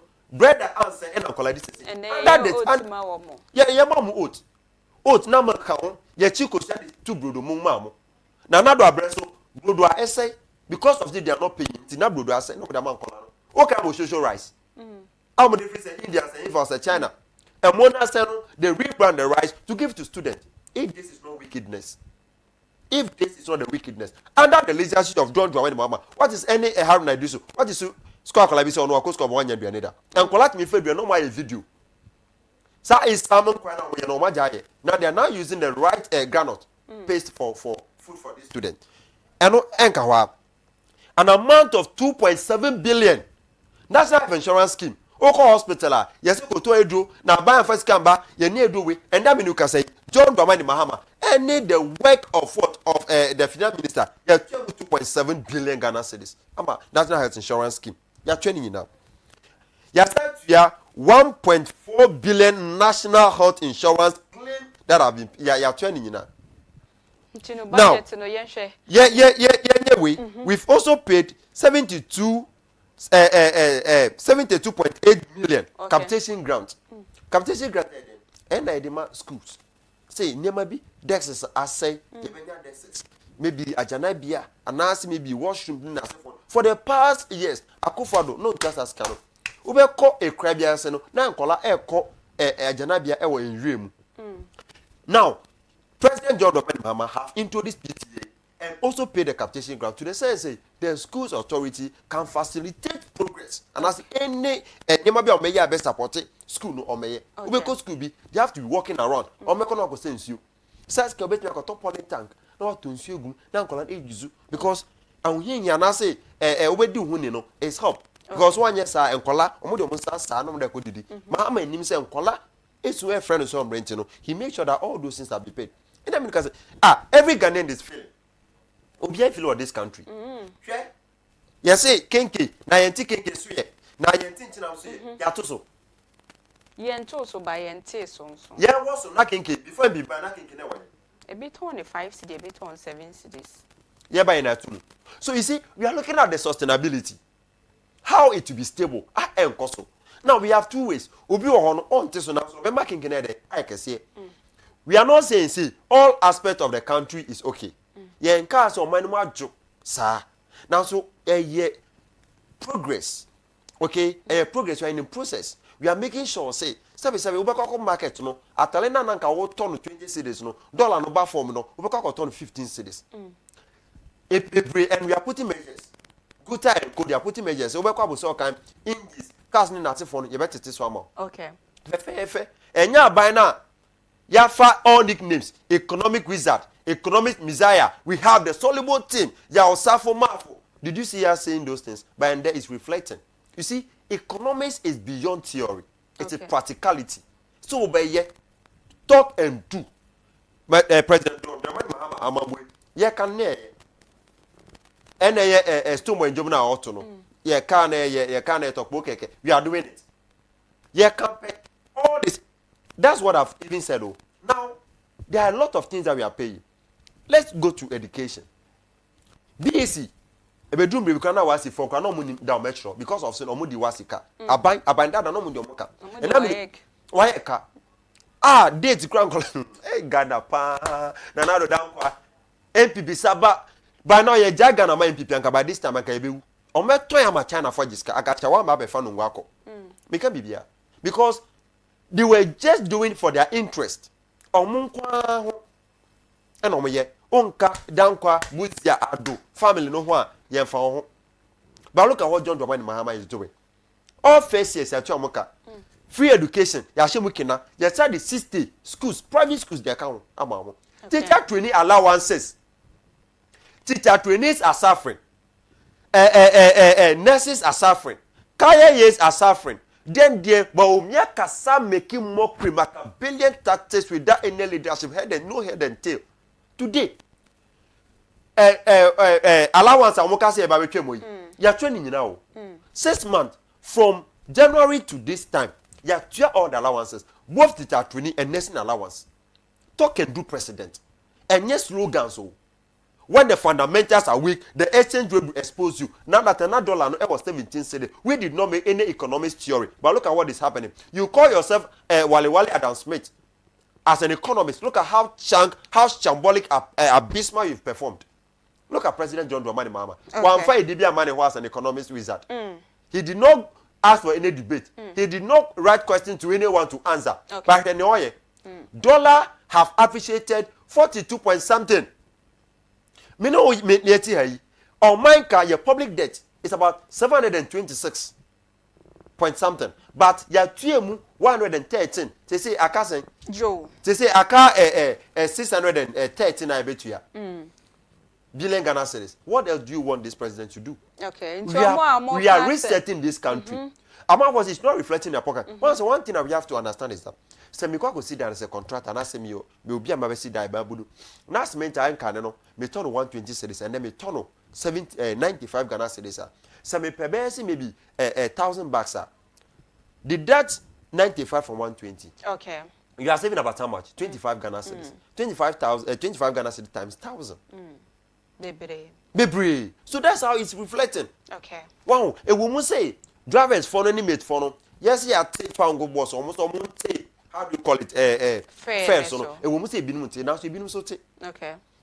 Energy sector level dey buy anko fo sie na Mahama say wo ba be yi taxes so the biaba ya yi ta anye bia yanyi bi so we've leave some of the taxes now COVID levy program ba be ye fi wo the VAT value additional taxes be bring now what be yi ni fi wo we kwa na dey ba no because of say person ye hye ya na mu Kenya no kena enu nti na ye den ye dey buy once those problems are solved drastically those things are not be there. Okay. Well, so and let's look at how shambolic the previous government have ruled this country. One him say we have about 14,000 unidentified workers on our payroll.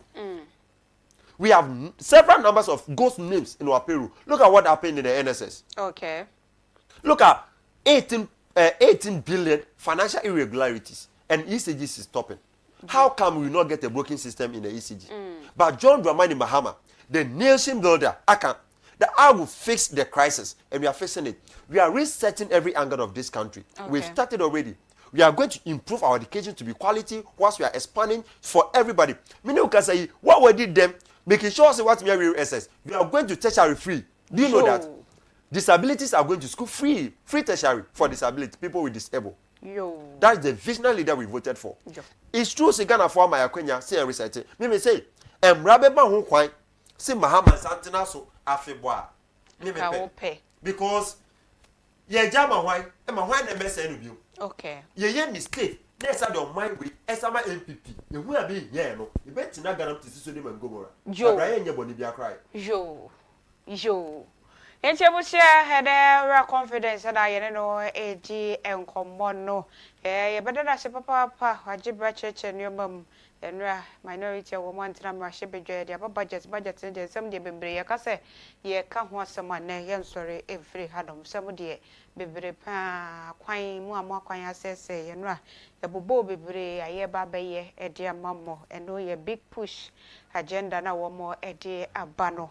Akwan no ni nyina wo mo beye de obobo di nyina obeye mo eye ayaresabia hodo a ye behwe siesie enema hodo ni nyina no nra mpanifo ede to dwa ye ba be sori so ye be ma ra confidence akwenya tema west ene den ena wo ede ma wo mosima baako akabe ma akwenya kakra bia wan say nieme bobo so no niema yaye aye tu ho kan nanka wan say Osika sem into to a pa. It makes you to invest in the future. Okay. What are we investing in? Now, under the big push agenda, with Mahama carry out serious construction of roads. Okay. Or here, construction of Sunyani Outer Ring Road. Construction of Kumasi Outer Ring Road, Eastern Quadrant. Oti region, maybe I'm free. Oti region is going to get bridge. Okay. Oti break. Me say, Oko Krati any in just a Byra free byra drive you. Right, baby, I told by papa, Banda, Buyane, as for me, I've walked to Gruby, Akandim, all those places. Now, so you say, and say, ye need break. Some don't me lodu, cut me lodu. How much? Okudus, you know, not Pantuni. Okay. Pantun all the time they did Juma. So the time you Pantun, that was the time I can't overcome. Okay, it's Bayana. Limited economic growth. Okay. And me, my obi, and quite about them, sour panel. With this bridge, I'm telling you, say, economically, commercial is going to help the people of Kitikrachi and Dambai and its environs. Now, Nado give us a promise. Oh, now, Kenya, Edi, Dambai, one seat, no, while making promises, not knowing that Nado and the Baumia, they are failures. They were not able to construct that bridge. These are some of the things John Domani Mahama. Okantipoku Road. Road will break. All infrastructures are going to be in place. What him say? Assembly common for the Diamond. We are making sure, say, each and every assembly. Let me see at least schools, okay. Basic schools, any cheap compounds, or momentum. Okay. So Tama West, our own is coming. Yo. We are just looking for places to build in Tama West. Okay. We are just looking for places to build our schools. Yo. I'm telling Tama West when it comes to sanitation problem, in so it means for man for what's in a sense to a palm. But the municipality executive, and then as for look at the side that happened at Ramsar site. Okay. All the easy, the people castle NDC for them count. It's not about NDC, and your mind net. Wo fie na wesi maybe fata su be see of no enti mi ko se obi dan okay we let's dialogue MP and right MP no ko intervene yes waje asem is going to look at it what does we MP no in this no MP no we make sure say wo so na maybe what say dan no wo le nkoka because at the end of the day nipa ko no discount no dey ko see so we make sure say compensation people cry na say if there be other formal dialogue bia between massive but concern come beto ni no as the MP no obey this are what we wanted for and you be a obeto abama na we call parliament or we paper it's not like that and it's making sure that Tama West will be a place that each and every Ghanaian obi abetinim our feeling boys the national apprenticeship program ya tu hoka let's take advantage mo man fa akonya we and babu tutu John Dramani Mahama want to deal with what unemployment. So the national apprenticeship program no they should take be and the Jumara program no so yet they should put themselves into it. A Juma be a person by social media hairdresser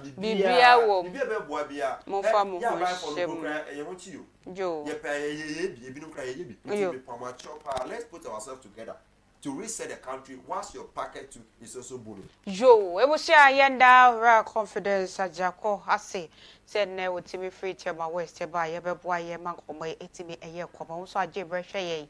Yeda she papa ye e wo hodo me da God medicated toothpaste go same travel and tour. Ola Sevia Health Center. So na the Aya Media Professional Institute, Hidden Hills Residential, Center for Apostolic Ministerial Apprenticeship, Time Herba, Mesha Energy Kwa Hudrano Pay, Oma Boya Chidoma Soya Sieda Munina Ase Papa, Se Mutimi Ebwa Yene, Ayana Watche Ye, Omodia So Beshon Husu Ye to Anamo Sisi Ye, and Sio to talk, Bonantia for Moya Denso and Reform Kwa Sorokai say, Obi wa hono ma wo hwewo dia wo ye no kokom bia wonim hono mo asam nyina na ye mo ye homode se ye behwe ye husu ye pa ama edwoada etimi ato ye na etimi ede TV no atil Great Commission TV ahwe community watch dwumadie ewo ahado musemidi ede na nekua ahwe ba ata ye ma mo ne hwa adehye yakramo